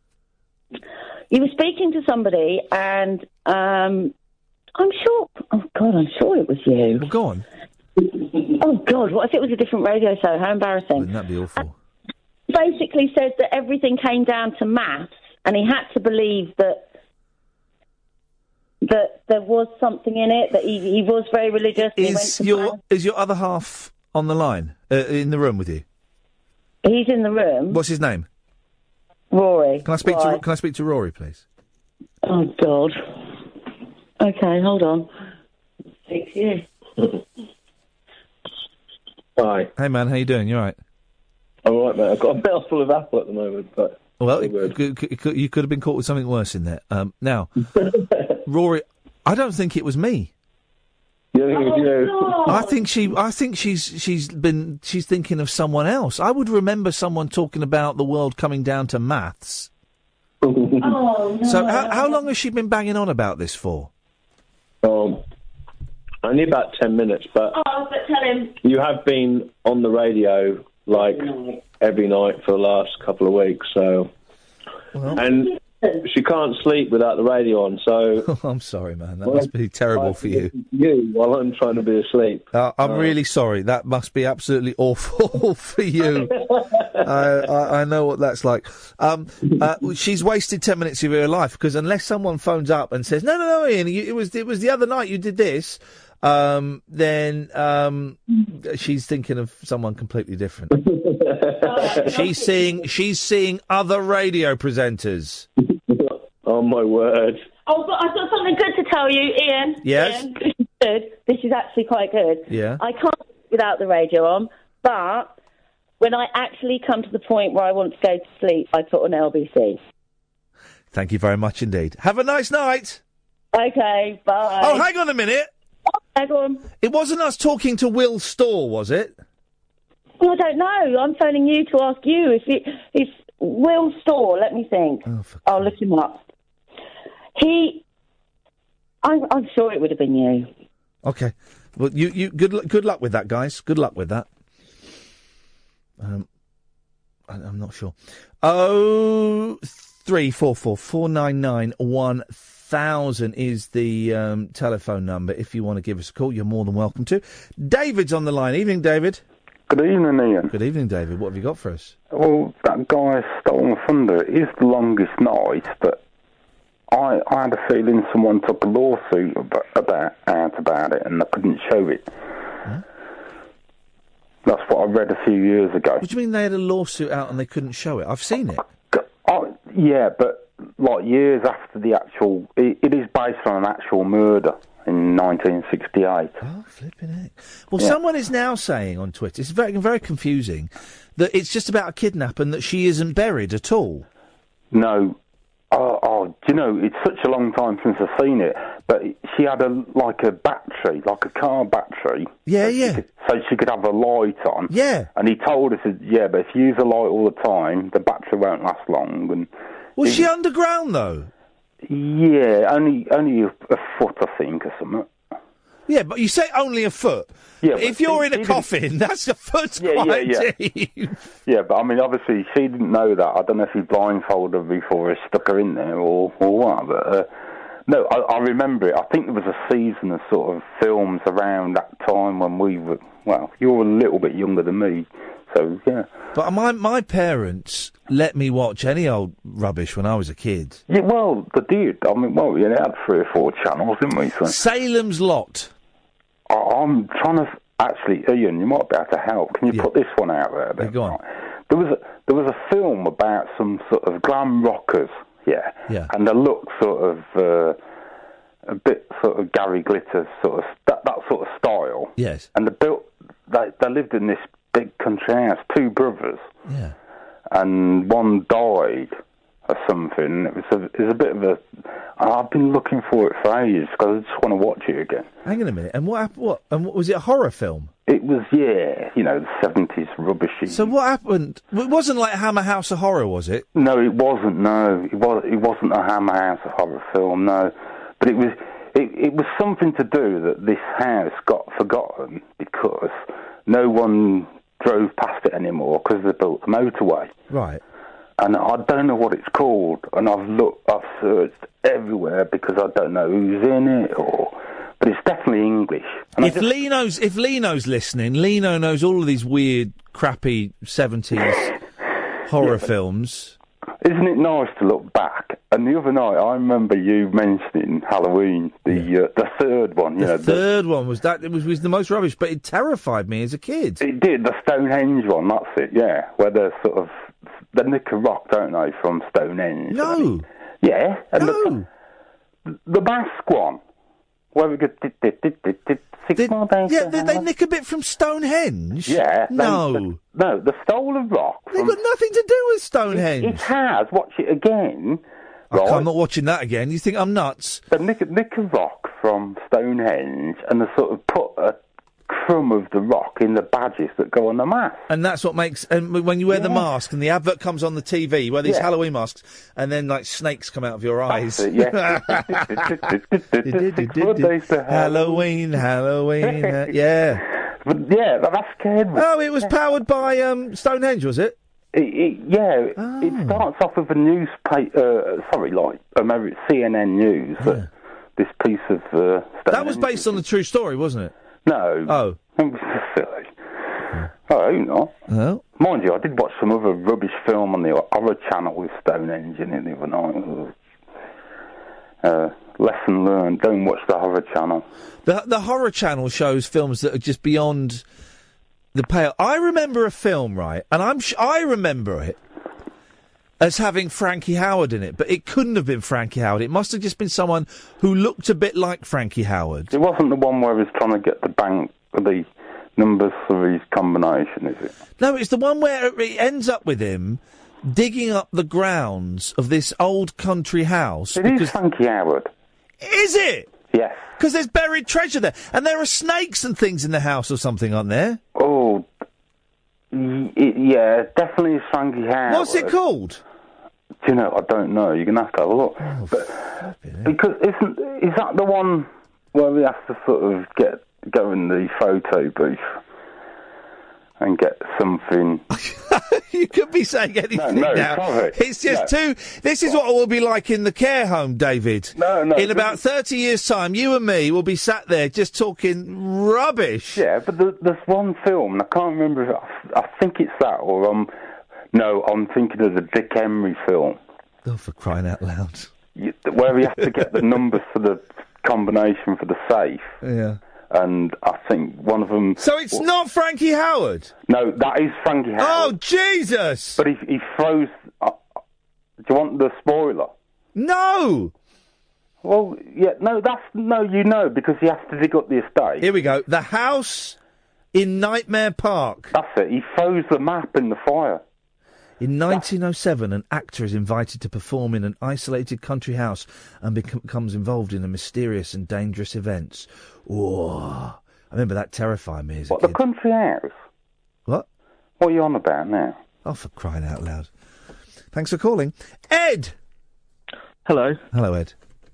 I was one of the two people at who performed Performance Ring who felt that, the act went a bit wrong, other than Tris. And I just wanted to say that I was really blown away by how supportive everyone was, and it made me feel a lot better about what happened.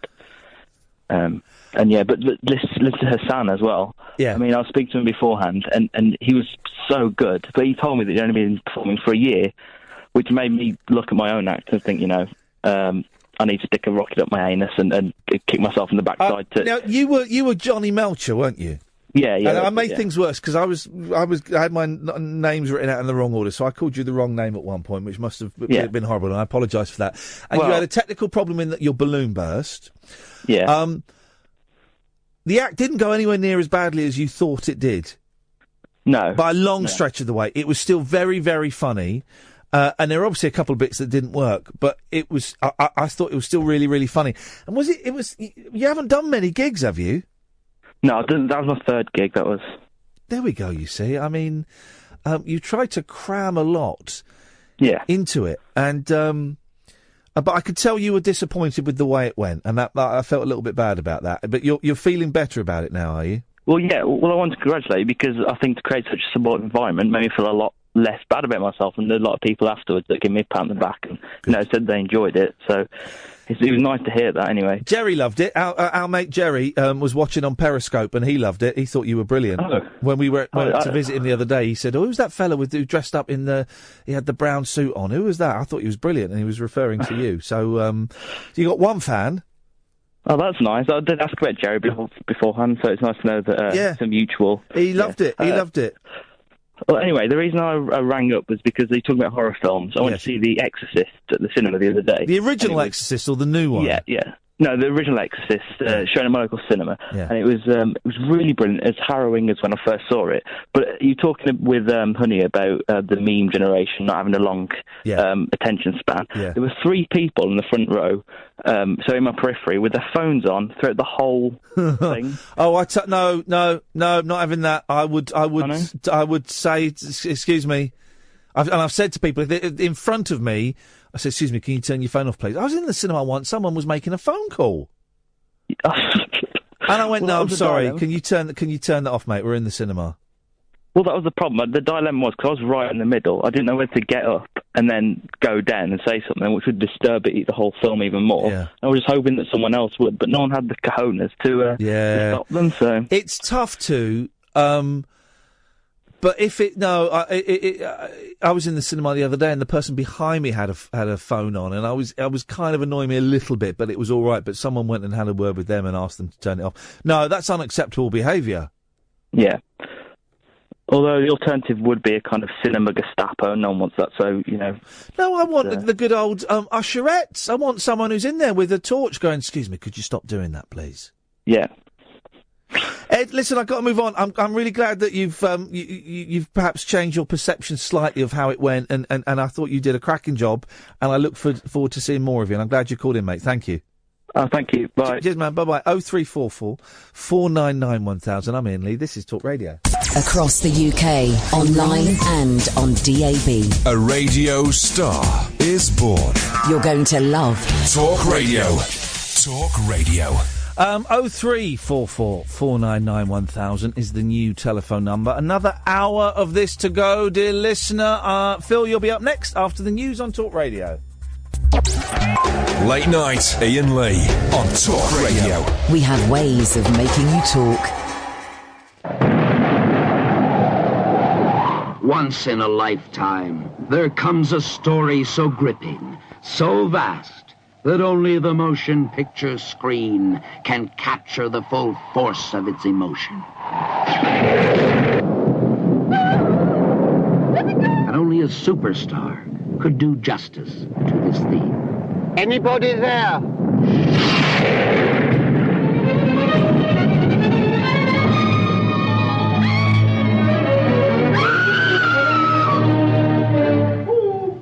I'm here, the entertainment's arrived. Oh dear. I've played empty houses before, but God blimey. What hidden terrors lie in wait for this unsuspecting stranger? Anyone in there? Oh dear. What mysterious force has lured this man to this nightmare of a house? Oh, Foster. I need your help. I understand, my dear. Who is this oaf? Mr. Twelvetree's the great tragedian. He's here to provide her entertainment. She lies where she lies. In her grave. Hello. It's never gone that well before. Damn moron. Now, watch it, mate. Man's a cretin. That's better. You've misunderstood. Oh. We were keeping it as a surprise for you. The others are all mad, you know. Quite mad. Children, it is midnight. God. Round and bright. Children don't come in the nursery, for the dolls dance every night. Take your hands off her. No. I was just unbuttoning her frock. She's fainted. I'm going to smash you to an inch of your life. I was just giving her my little knell. There comes a time when a man must turn and fight, and meet cold steel with shrewd cunning. Now I've got you, haven't I, Mr. Clever Dick? You'll have to kill me to get them. With the greatest of pleasure. Catch! Mere courage is not enough. This isn't going to be excruciating, is it? I mean, I don't mind agony, but I draw the line at excruciation. What lies in wait, we cannot say.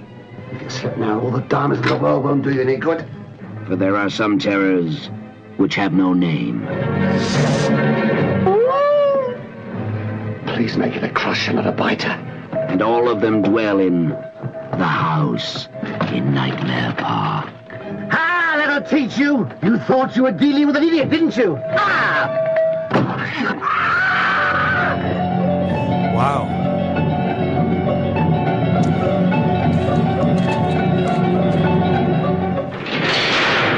I remember that. It's Frankie Howard in a bizarre sort of horror comedy. The horror comedy genre. Phil's on the line. Evening, Phil. Good evening, sir. How are you? I'm good, thank you, boss. What you got for us? I have a question, actually. Not so much with money earned. What do you think was the pinnacle of your career? Bearing in mind, I remember you from the 11 o'clock show. Yes. Back in the day, and there were times in between then and now I've not heard a lot from you, and obviously now you're on Talk Radio and you're doing great things. But if you had to not do the corporate answer, what would you think was the pinnacle of your career?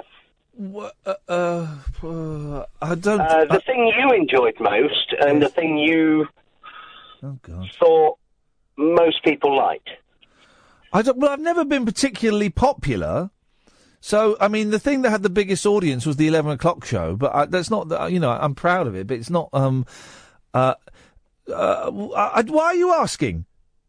Well, I would disagree with that, because I remember you so much from the 11 o'clock show, and so many of my peers, all my friends, absolutely love you to death, and it was, like the Fast Show, it was kind of one of them things that just disappeared, and it was like, where did he go? Yeah, I know. I wondered the same thing for quite a long time. I don't really. No, the 11 o'clock show I'm really proud of, and I was like 24 or 25 when I got that job, and suddenly I went from signing on to being on the telly, and so I thoroughly enjoyed that. I know you expected, the corporate answer is that, well, now this is, of course. But this is, I genuinely think that this show is the best thing that I've ever done. Because I'm getting better. I'm getting better and better. TV, I never really had much say in TV. You're kind of told what to do, and I never got big enough that I was able to dictate the terms on which I performed on television. So TV was always a bit false. And I think that this radio show is the best thing I've ever done. Well, your kind of breakthrough was like a Dennis Pennis thing. Yes. Gosh, you've really been studying my career. Yes, it was. It was doing the little vox pops on the street. Yes. What the hell's his name? It's coming to me. It's Go on. Go on. Who did Dennis Pennis? Paul Kay. Paul Kay. Yes. His led to no end of things, and yours didn't. It's like you disappeared and then you popped up again. Gosh, you're making me feel brilliant. Well, I'm not complaining. Well, I did for a long time. But I think it would be fair to say, Phil, and this isn't me being modest, that my career has not lived up to the potential that it showed. That's significant part of that is my fault, because I made bad decisions, career-wise and personal, in my personal life. It's also a little bit of it is bad luck. A little bit of it is a significant part of it is not really not having the talent that some of my peers had in terms of television, but then a lot of the people that I started with wouldn't be able to sit here for 3 hours with a blank piece of paper in front of them. So well, I wouldn't go that far. I mean, there are people with principles who go, well, I won't do that. Here we go. I once made a decision in my career based on principles, right? It was the biggest, most stupid decision I ever made. I did 4 series of the 11 o'clock show. There was a 5th series, which I was signed up to do, right? And I was all set to go, and it was an entirely new team, entirely new staff, entirely new people on camera, all of this stuff. John Holmes was going to be in it, or John Holmes was in it. And the show started on a Tuesday. The Thursday before, we recorded a pilot episode. I was signed up for 10 weeks at £9,000 a week. £90,000, right? We did the pilot episode on the Thursday. It was rubbish. And my ego and my sense of, well, I'm not going to do stuff that's rubbish, I walked off of that show, right? And I phoned my agent and said, you've got to get me off this. It's going to be rubbish. And I disappeared for a couple of weeks, and I totally. Is that ego? Yeah. That was a lot of that was ego, and principles, and misplaced principles, and it was the worst thing I could have done. I lost £90,000, and that would have helped. Would have helped me buy a really nice house. And B, I buggered up my relationship with Channel 4, and I became known as being unreliable and untrustworthy. So principles are great. But, I can't really be bothered with them now. I've got a mortgage and 2 kids. Oh, so what you're saying is principles are bad. Well, I just think principles are the one big decision I made based on principles. I regret. So I don't know. So hang on. Wait a minute. Let's get this straight. The one thing you're saying is the one thing that people would respect you for, which are your principles, are the one thing that you would say they're like the bad thing. No. I mean, You're getting it. If someone makes a decision based on the principle, whether it's right or wrong, people will respect you for it. No, not necessarily. Not if it's wrong. And it was wrong. They're your principles. Yeah, but those principles. If you have a reason Phil, behind them, Phil, then yes. surely. Hello, Phil. Those principles were misplaced. I can see that now, and I caused a lot of trouble for a lot of people. Yes, but they were your principles at the time. Yeah, but they were wrong. Yeah, well, hindsight is an amazing thing that you can look back on. Yeah. But and I was wrong. I was wrong. It's very easy to criticise yourself when things turn out in a different way. But you can't. Why are you making these pronouncements on my career? I know what I did, and I know what I did wrong, and that was a wrong decision. Well, what I'm saying is, the decisions you made weren't necessarily wrong at the time. They didn't pan out. No, it was wrong. It was wrong at the time. At least you stuck to your principles at the time. But that was based stupid. on what you knew. Yes. Which is what you would expect anyone to do. No, it was a stupid. It was a stupid thing for me to do. I did the wrong thing. My principles were misplaced. I can see that now, and I appreciate that now. Well, that said, you were great on the 11 o'clock show, and you entertained me massively. Brilliant. Thank you very much indeed. I have no idea where that conversation was going or what it was about. But I tell you this, I feel worse about myself than I did 5 minutes ago. Do you know what I mean? And I'm sure that it wasn't Phil's intention to make me feel worse about myself than I did 5 minutes ago. But I do feel worse about myself than I did 5 minutes ago. Feel a little bit nauseous, feel a little bit peeved, feel a little bit shaky, and I feel worse about myself 5 minutes ago. And I'm not saying that so that you then feel like, oh, don't feel bad about yourself, isn't it? You know, whatever. It's fine. I'm just in the place where I am able to do a quick scan of my body and realise how I feel and verbalise it. And I feel worse about myself than I did 5 minutes ago. Of course, it's ridiculous to walk off a show 5 days before it started. What an absolute bell. I mean, it's stupid. The money to one side. I should have made the decision 6 months before. You don't walk off of a show 5 days before it's about to start a 10-week run. That's insane. That was ego, fueled by self-medication, fueled by fear, and fueled by a misplaced sense of me being on some cosmic journey and that I was some sort of comedy genius. I wasn't a comedy genius at all. I was just some bloke that got lucky and was all right at doing a few things. I should have realised I'd made a mistake signing up for that series. I should have sucked it up and made the best of it. That's what I should have done, and I didn't. Anyway, 0344 499 1000. Dave, come to you after this. The wild man of late night radio is back. Iain Lee on Talk Radio. We have ways of making you talk. 0344 499 1000. It's cheaper to call us than it was last week. Standard rate, or it could even be free if included in your inclusive minutes. But otherwise it will cost you pennies, guys, pennies. And we call you back anyway. We still call you back, so that's groovy, huh? 0344 499 1000. A phone-in show, unlike any other phone-in show, in that, well, as you've heard, we just sit here, I just sit here, and Catherine and Ed just sit through there, and we talk, and I talk, and stuff comes out of my mouth and out of my head, and you can call in and talk about that stuff if you want, or you can call in and, I've got hair in my mouth, deconstruct my career if you want. You call in about anything you want. That's the beauty of it. There is no agenda. We're trying to avoid doing the things like Brexit and the falling pound and I don't even know what's going on in the news. We're trying to avoid those kinds of things because you can get them everywhere else. You can get those on all the BBC local radio stations that we're thrashing at this time of night. Oh yeah, we are. Thanks, guys. You can get them on LBC, which is thrashing us at the moment at this time of night. But it's thrashing us in London. The rest of the country, we're doing all right. We're a way off, but we're catching up. So that stuff is out there.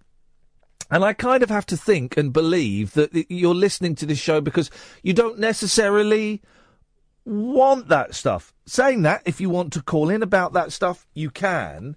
0344 499 1000. But I would kind of hope that you have a slightly different twist in it. I must correct myself on one thing. I said that FIFA are going to allow the football players to wear the poppies. They're not. But the FA have said that that England and Scotland are allowed to wear them and they can defy the FIFA ban. But I kind of think FIFA are right. You know, you're not allowed symbols on. I know what it means and I know what it symbolises and I know all that.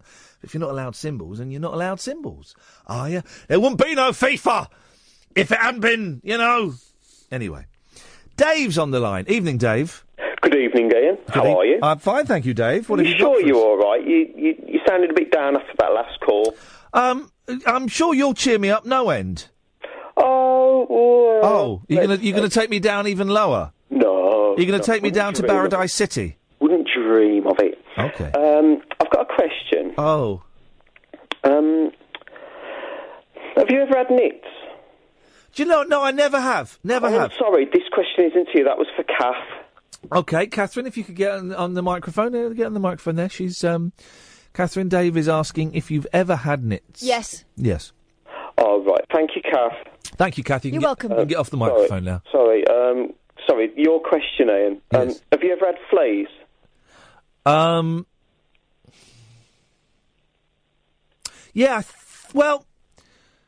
Yeah, I seem to remember when I was a kid that the cat got fleas and we kind of had a bit of an infestation. Yeah, my girlfriend's cat's got fleas, and when I go up there, I think it's fleas anyway. It's funny when my cat had fleas recently, and I spotted it really early on, and you put the flea spray on and it kills them. But the fleas are funny little buggers, aren't they? Yeah. And have you ever squashed a flea? No, I haven't seen them. I just get the itching. Oh, no, there was a flea on my bed not so long ago from the cat, and I saw it and it hopped away, and I caught it and I squashed it. Did you ever think, oh, God, the cat's got to go? No. We get this really strong, no, it's not flea spray. It's like a little tube you get, this little tiny little tube, and you have to hold the cat between your legs, open this tube, part the fur on the back of her neck. Sorry? Part the fur on the back of her neck and then put this little sort of bottle of cream on the back of her neck and it kills all of the fleas quite quickly. It's really strong stuff. The dog gets ticks. Ticks? If she does her homework. No, the dog gets ticks. We've got ticks at the end of the garden. And what's the difference between a tick and a flea? Well, a flea is a tiny little thing that jumps about. A tick is the thing that's slightly bigger. I would say it's about the size. The big ones are about the size of a child's small little fingernail, and they clamp on to the animal and they suck the blood out and they drop off when they are full of blood. And you've got a cat and a dog? Yes, sir. Ooh, so you got fleas and ticks? Fleas and ticks, yes. Okay, well, thanks for answering that. I've got one more question. Sure, go on. You're building up a very strange portfolio based on me. Well, this is just a small, minute detail, really. Where are you going then, David? Please. Yes. Would you rather have an early morning haircut with a flappy cape and you've got to live with the hairs driving you bonkers all day? Yes. Or not wash your hands for 24 hours? Oh, not wash my hands for 24 hours. I can go a week without washing my hands. No, I don't believe you. No, seriously. I'm a very reluctant hand washer. Do you still wipe your lads' bums? Sometimes I have to, yes. And you don't wash your hands? Correct. I mean, oh dear. Yeah. Now I'm starting to build a strange portfolio of it. Dave, thank you very much indeed. 0344 499 1000. Gosh, they're all coming out of the woodwork tonight. Let's go to Dennis. Evening, Dennis. Wash your hands. Correct. I mean, there. Now I'm starting to build. Yeah, he's got the radio on. Turn the radio off, Dennis. Much indeed. 0344 499 1000. Gosh, they're all coming out of the woodwork tonight. Let's go to Dennis. Evening, Dennis. Good evening. Oh, flipping it. 20 minutes later. Yes, Dennis. In the old days, we used to have a woman came round, the knit nurse. Yeah, we had the knit nurse. She was great. She had a very, very fine comb. It was... She'd comb your hair, and God help me if you had any fleas. It was always exciting when you had to leave the classroom with a group of your friends during lesson time. Yeah. And the knit nurse was a real thrill. As bad as the school dentist who used to come round. Are you all right, Dennis? You sound a bit you sound a bit tired tonight. No, I'm not tired, no. Oh, good. Okay. Had a great day. Okay. So I was worried if this was going to be the last phone call. Imagine if the last phone call was about the knit nurse. Well, it's not my last phone call. I'll ring you again all the time. Well, I know, but, you know, let's be honest, there's going to be a time when you can't ring us again, Dennis. Well, one of these days, you'll see I'll have put my clogs, but never mind. Well, I just don't want this... I've arranged for the cremation. I've arranged with the fire brigade to be there in case they can't put me out. What we need to do, Dennis, is we haven't got many calls left between us.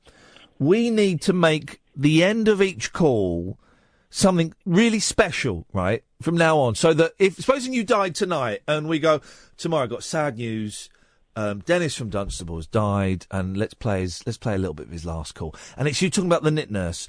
That really isn't gonna... I think that would do you a disservice. Well, I think that if you can get some little egg timers... Yes. When I've been cremated, put a little pinch of me in each one. Beautiful. I'll make sure your eggs are always gone. And we can give you away. We can give away parts of Dennis. That's right. Well, I tell you what we're going to do from now on, Dennis. Right, which you can call in about whatever you want. Yeah. But then at the end of that each phone call, I want you to tell me something fantastical. Right. So, Dennis, why don't you tell me about the time you knocked out Muhammad Ali? No, I'll tell you what I can tell you. Yes. I've got a television set that works without being connected. Ladies and gentlemen, thank you very much indeed. Excellent. If he dies now, that is a brilliant end.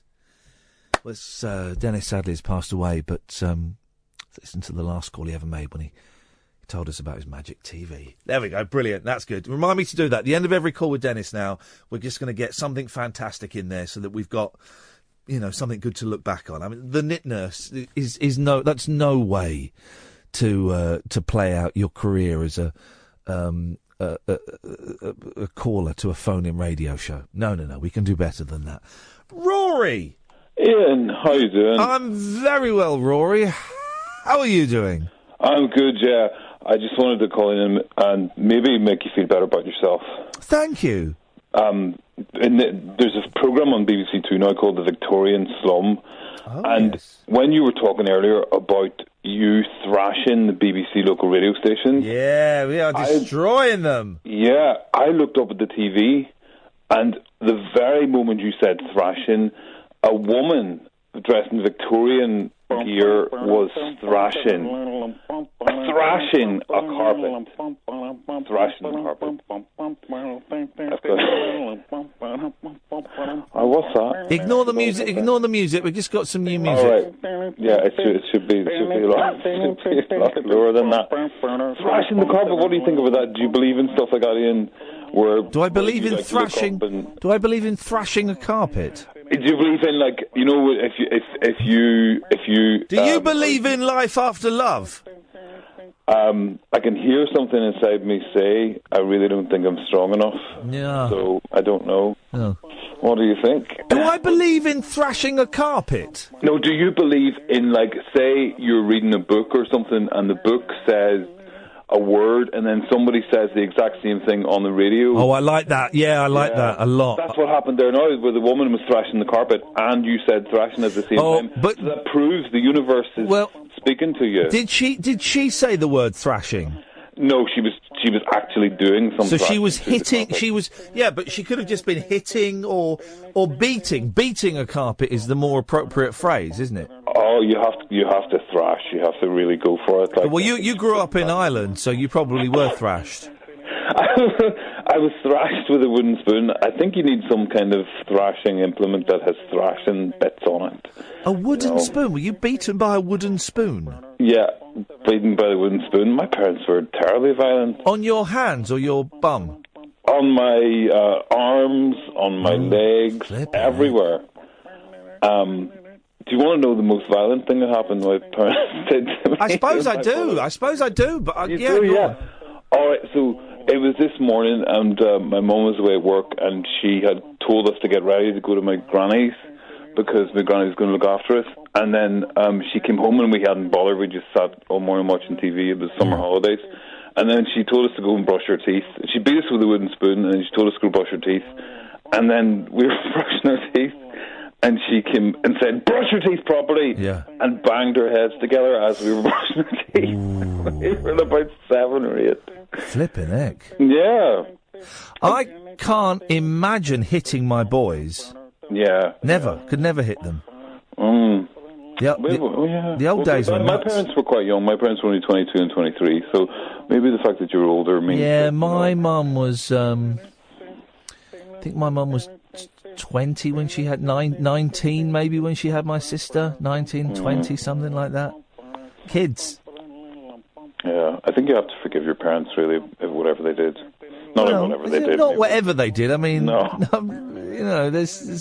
I like to look on my parents as flawed people, and they both did some things terribly, terribly wrong. But as I get older, I begin to understand a little bit better why they made some of the poor decisions that they made. Mm-hmm. But they did do some stuff terribly wrong. Gosh, this got heavy, didn't it, really? Yes, do you want me to do a more serious bed? How much have you had to drink tonight? Oh, I haven't had a drink in like 2 months. I was standing outside for like 3 hours filming a clock. Why were you filming a clock? I don't know. People paid me to do it. Beautiful. They're the best gigs. Yeah. All right, Rory, nice to talk to you, man. All right, thanks, Ian. Take care, bye-bye. 0344 499 1000 is the telephone number. Last 30 minutes of the show. This is Talk Radio. Late night Iain Lee. On air and off the leash. On Talk Radio. We have ways of making you talk. 0344 499 1000 is the telephone number. Kath, do you want to come in and hang out? I've suddenly been hit by a wave of exhaustion, and I'm going to get 4 hours sleep tonight. 4 hours sleep, because I'm taking the boys to school tomorrow. But, very excitedly, I'm allowed to stay at school with my youngest for half an hour and have breakfast at the school. We're going to have a bacon roll. The dads. It's for the dads only. Which is very bold, I thought, in this day and age, to do something so traditional. What's the occasion? Just like it's not Dad's... even Father's Day or anything, is it? Dad's breakfast. That's what it's called. Going for Dad's breakfast. That's brilliant. There'll be some women there. There'll be some mums. With beards stuck on. Which will be great. Hello! Hello! Any women in here? No. So I'm going to go... But it means I'm going to get 4 hours sleep. But you are going to get a bacon butty. I'm going to get a bacon butty. And then I'll be able to get back to sleep for a couple of hours when I get home. Yeah. Cliff Richard may be innocent of all the sexual allegations of which have been hurled at him and have bounced off of him, which is wonderful news. But he is guilty of something. Crimes against fashion. What the bloody hell is that man wearing? I mean, just generally. His fashion sense has sort of stayed around 1986, hasn't it? When he was happiest. And the thing is... Carrie doesn't live here anymore. I'm sorry, but you moved to the second floor. Oh. Daddy's home to stay. I'm not a million miles away. My favourite and the only song I like of Cliff Richard's. Yeah. Wired for Sound. Yeah, of course. Wired for Sound. Yeah. Which, of course, the video was filmed at Milton Keynes Shopping Centre. Well, my friend James... who works in television, and... is he your real friend or just showbiz friend? He's a real friend. I say real friend. I don't think he can get me a job anymore. So he's an just acquaintance. He's just a bloke on Twitter. He says the woman's looking very glam tonight. Thanks. I haven't been on telly for ages. I don't think he's got any power now. Thanks very much, James. Thank you, James. Last time I was on telly, I was in a James, field with a donkey. Are you still in Los Angeles? Oh. Yeah, he's in Los Angeles. I have a valid passport. Yeah. We will work. And a cute accent. But Cliff Richard looks absolutely bloody ridiculous. Show me. The Pride of Britain award. He looks like he's in a tuxedo that's just stained with all kinds of horrible fluids. Yes, right. Have you seen that picture that's going round? Was going around a couple of days ago, which was these shiny legs or legs with paint on. No. Well, that looks like, is this a shiny jacket or a jacket with paint on? Yeah, it's just, he looks ridiculous. But bless him. Do you know what I do admire? Yeah. He's dancing to his own rhythm there, isn't he? He's been in the dressing up box and he doesn't care who sees. I like Cliff. I do like a bit of Cliff music, but I just think, come on, man. You can dress better than I like the fact that Cliff does that. I like the fact that Angela Rippon is holding on to those ruffles, despite the fact that they've not been in for a good 25 years. And Gloria Hunniford, just Gloria Hunniford. 0344 499 1000 is the phone number. Phone number. So I was reading a rude tweet there. Here we go. Drunk takes nunchucks to hunt clowns. Have they got footage of me doing that?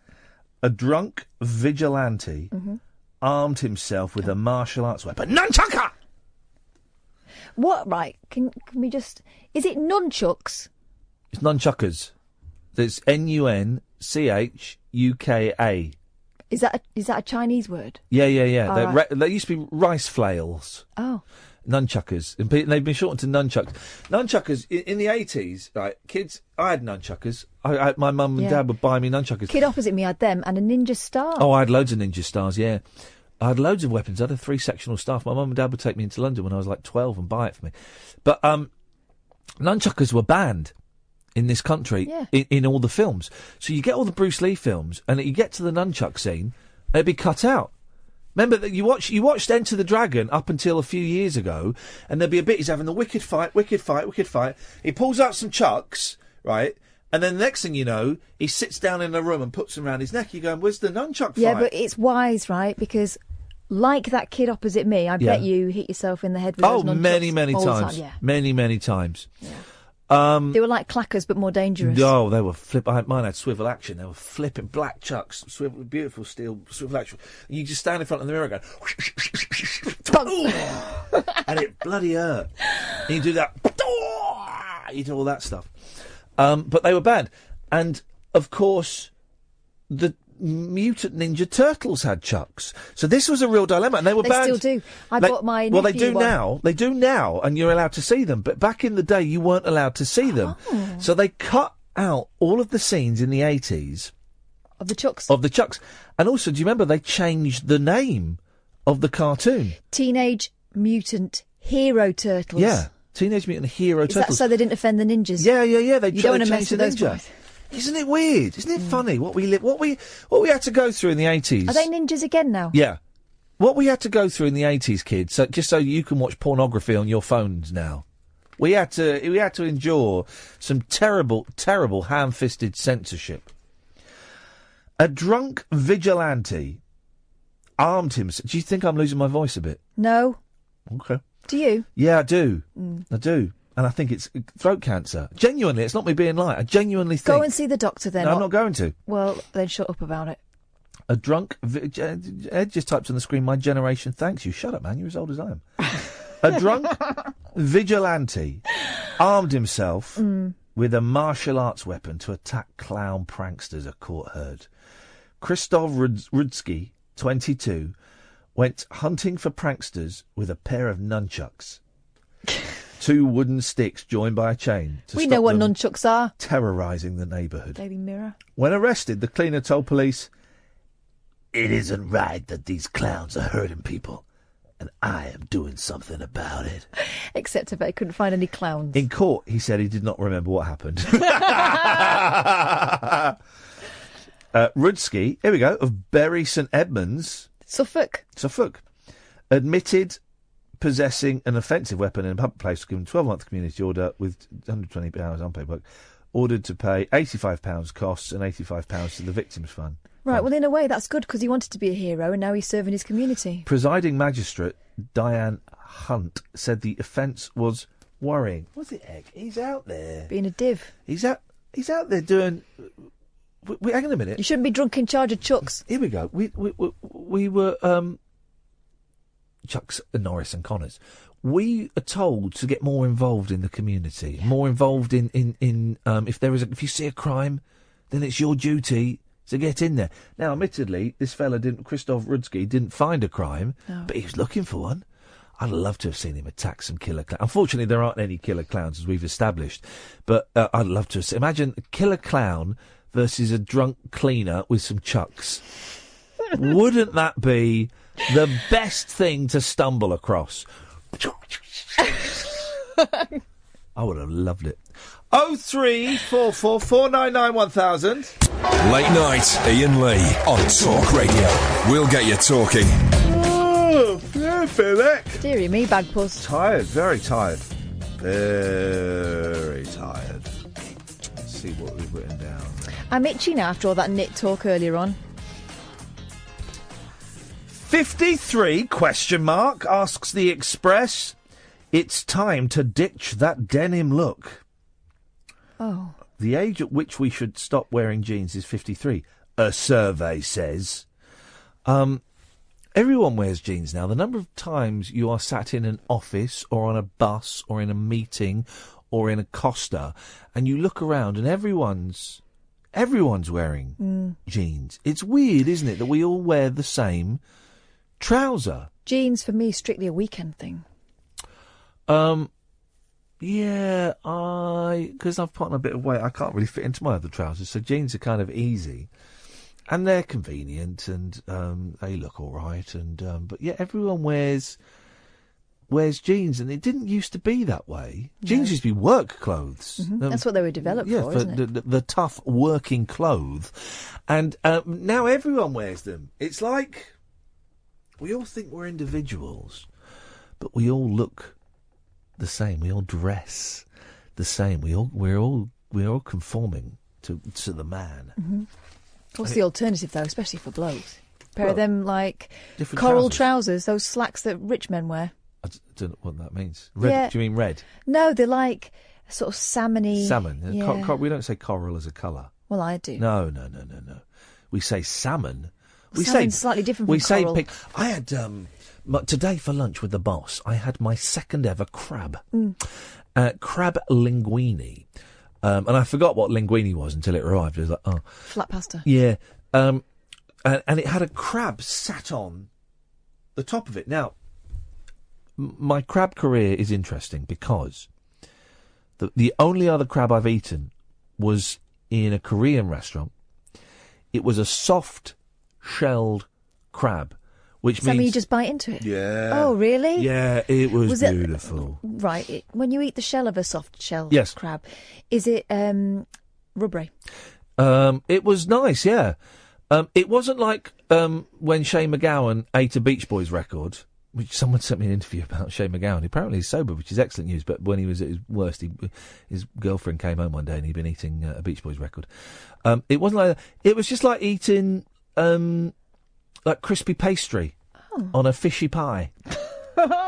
Good description. Hey, talking about... We'll do this tomorrow. Rude jokes in songs. We mentioned the erection reference in Kokomo, the erection section. By and by will defy a little bit of gravity. What's the rude line in a Beatles song about inserting fingers into... For a fish and finger pie. For a fish and finger pie. It's filth bags. Isn't that outrageous? Jokes. For of fish and finger pie. And that's what it is. Isn't that funny? Oh, they were little scallies. Hey, we're scallies. Let's put in a joke about inserting bits of our anatomy. I bet that was John's idea. It was a McCartney song. I bet it was McCartney. That was all McCartney. Is he a little bit like that then? It's bad news for denim devotees Jeremy Clarkson, 56, and Madonna, 58, who should junk their jeans immediately. Oh, well, no, I think Madonna could do what she wants.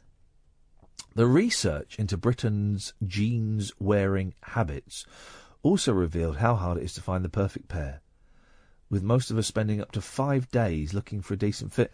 No. What? Non-stop? 34 waist, 34 leg, Gap. That's what I go. I get mine off... Gap, straight fit. Off the internet. Nah. Hotjeansorus.com. And women spend twice as long as men searching for their dream. What, 10 days straight, walking around like a hobo? Let me see which company has come up with this, and I'm not going to say their name. Is it a jeans company? It's a study by... On behalf of... It's a parcel delivery and returns service company. Revealed the stress that we experience while jeans shopping, with 6% of us becoming so upset we burst into tears. What the hell is this rubbish? Utter guff. We carry on reading. Typically, we squeeze into at least 3 pairs while searching for the right fit, but 1 in 10 of us tries on 6 or more. I know what this is about. Yes.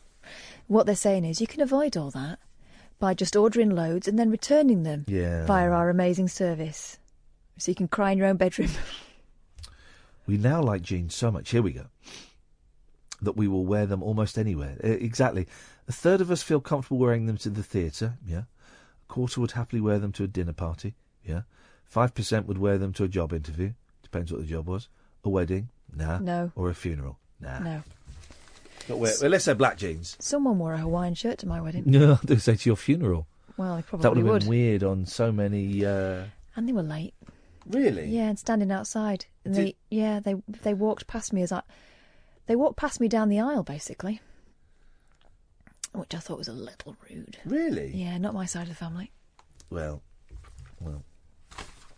What have I written here? So page 3 of the Express, the Chinese. Let's see what we've... oh, no, let's not offend them. What our Chinese cousins have got for us. Oh, it's that story about that. That's a boring story, that. It's a boring story, that. We'll find something. Why has everyone stopped phoning? What? Just because it's 10 to 1? School night. What night? What day of the week is it? Wednesday. Was it Wednesday? Mm.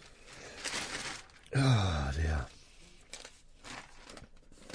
Birds with big brains are less likely to get shot. Be careful, Kath.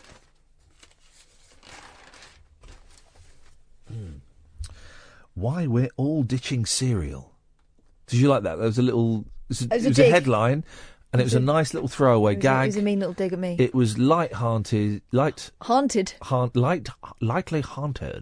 Sexist banner. Yeah, it's all noted for the Tribunal. If you've started avoiding cereal in favour of a breakfast smoothie, you can drink on the go. You're not alone.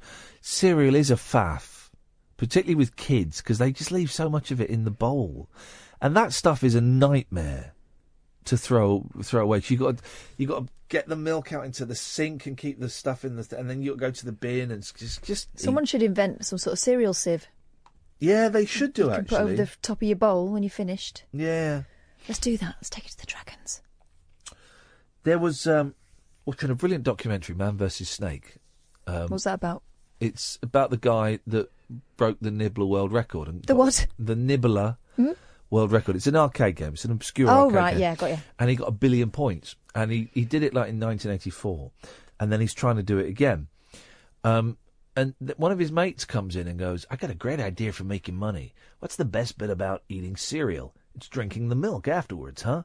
Well, why don't they just make cereal milk? Milk that tastes like cereal. And I was thinking, and they did that. They did that with Weetabix, didn't they? Weetabix flavoured milk recently. I wonder if that... Because I remember laughing when I saw it. I saw it advertised in Birmingham when I was working there. And I laughed when I saw it. But now I could really do with some Weetabix flavoured milk. But I bet it didn't last... I bet they did like a 3-month trial and it never... Weetabix wouldn't be the obvious choice. You go Cocoa Pop milk, surely, is the well, that's just chocolate. That's just chocolate milk. Milks. That's just chocolate milk. Get some chocolate milk. Yeah. So that you can have Cocoa Pops warm. Oh, why? Well, they're advertising it on the television. You can get a magic spoon, right? What's magic about it? It's blue when you're eating cold Cocoa Pops, and it's red when the milk is warm. Oh. So you can heat up. You can have warm milk over your Cocoa Pops. No, that sounds disgusting. It does sound disgusting, but then I think, oh yeah, but that sounds all right. I could work that. I don't like them when they go all gammy. And surely a hot milk would make them go softer quicker. If one of you dear listeners could try that for me, that would be awesome. More and more of us are opting for quicker breakfasts as we just don't have time to sit down to a bowl of shredded wheat. Now, they've done shredded wheat in lowercase, but that surely should be uppercase, shouldn't it? If it's the proprietary brand they're referring to. Kellogg's suffered its 7th successive drop in quarterly sales in the 3 months to the end of October, figures show. The company, which makes cornflakes, crunchy nut cornflakes actually, you don't just call them crunchy nut, and Cocoa Pops. Is it still owned by the Quakers? Do the Quakers own Kellogg's, or did they sell it? That was Quaker. But Kellogg's, wasn't the guy that set up Kellogg's, wasn't he a Quaker? He was played by Hannibal Lecter in a film. Joseph Kellogg. He was a something. It was a community that, he ran a community. Wasn't he just old-fashioned American? No, I think he was a Quaker. And the cornflakes have some kind of religious connotation. There's definitely something there. I never watched the film. It looked rubbish. Once a fixture of most families' morning routines, cereal has fallen out of favour in many homes and is increasingly being shunned in favour of healthier and quicker alternatives such as fruit or smoothies. Dr. Dimitrios Tsivriakos, a consumer and business psychology, told BBC that breakfast habits were changing, with more of us eating on the go. He said, the younger population will replace cereals. Oh. He's Greek, isn't he? Dimitrios Tsivriakos. Go on, try it. With smoothies, fresh fruit and yoghurt. Yeah, the cereal feels like a very old-fashioned kind of thing. Right, I found. Right, it wasn't Joseph Kellogg. He's a different fella. Yeah. This is a John Harvey Kellogg, yeah, medical doctor. Yeah, and Quaker. Battle Creek, Michigan, ran a sanitarium using holistic methods, with a particular focus on nutrition, enemas, and exercise. Yeah. Wild combo. Yeah.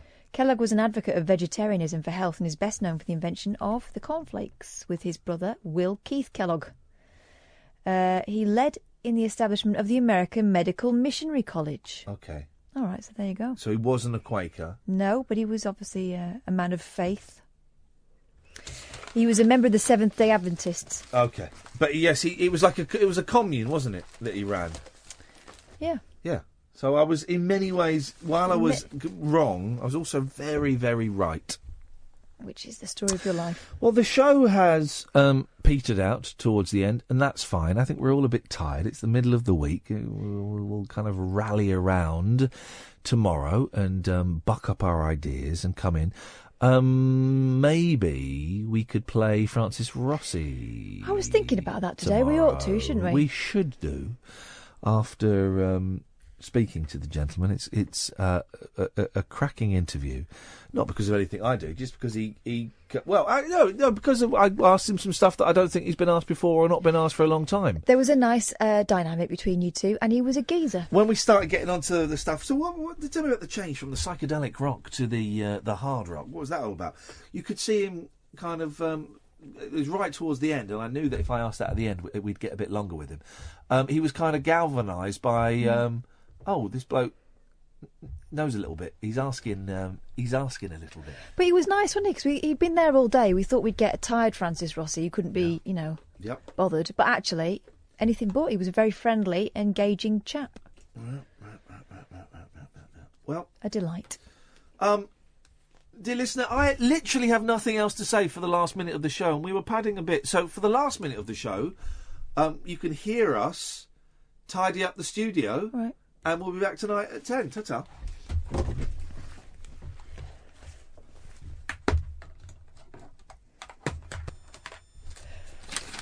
Oh dear.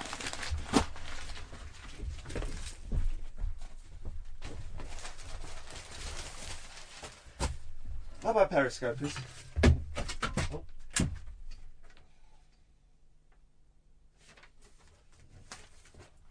5,753. Not bad.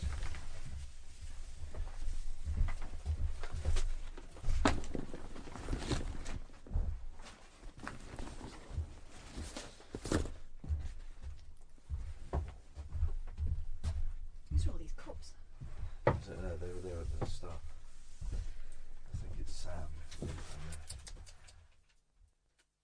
Talk Radio, the 21st century dream team of dialogue, debate and discourse. Talk Radio. Give it some lip.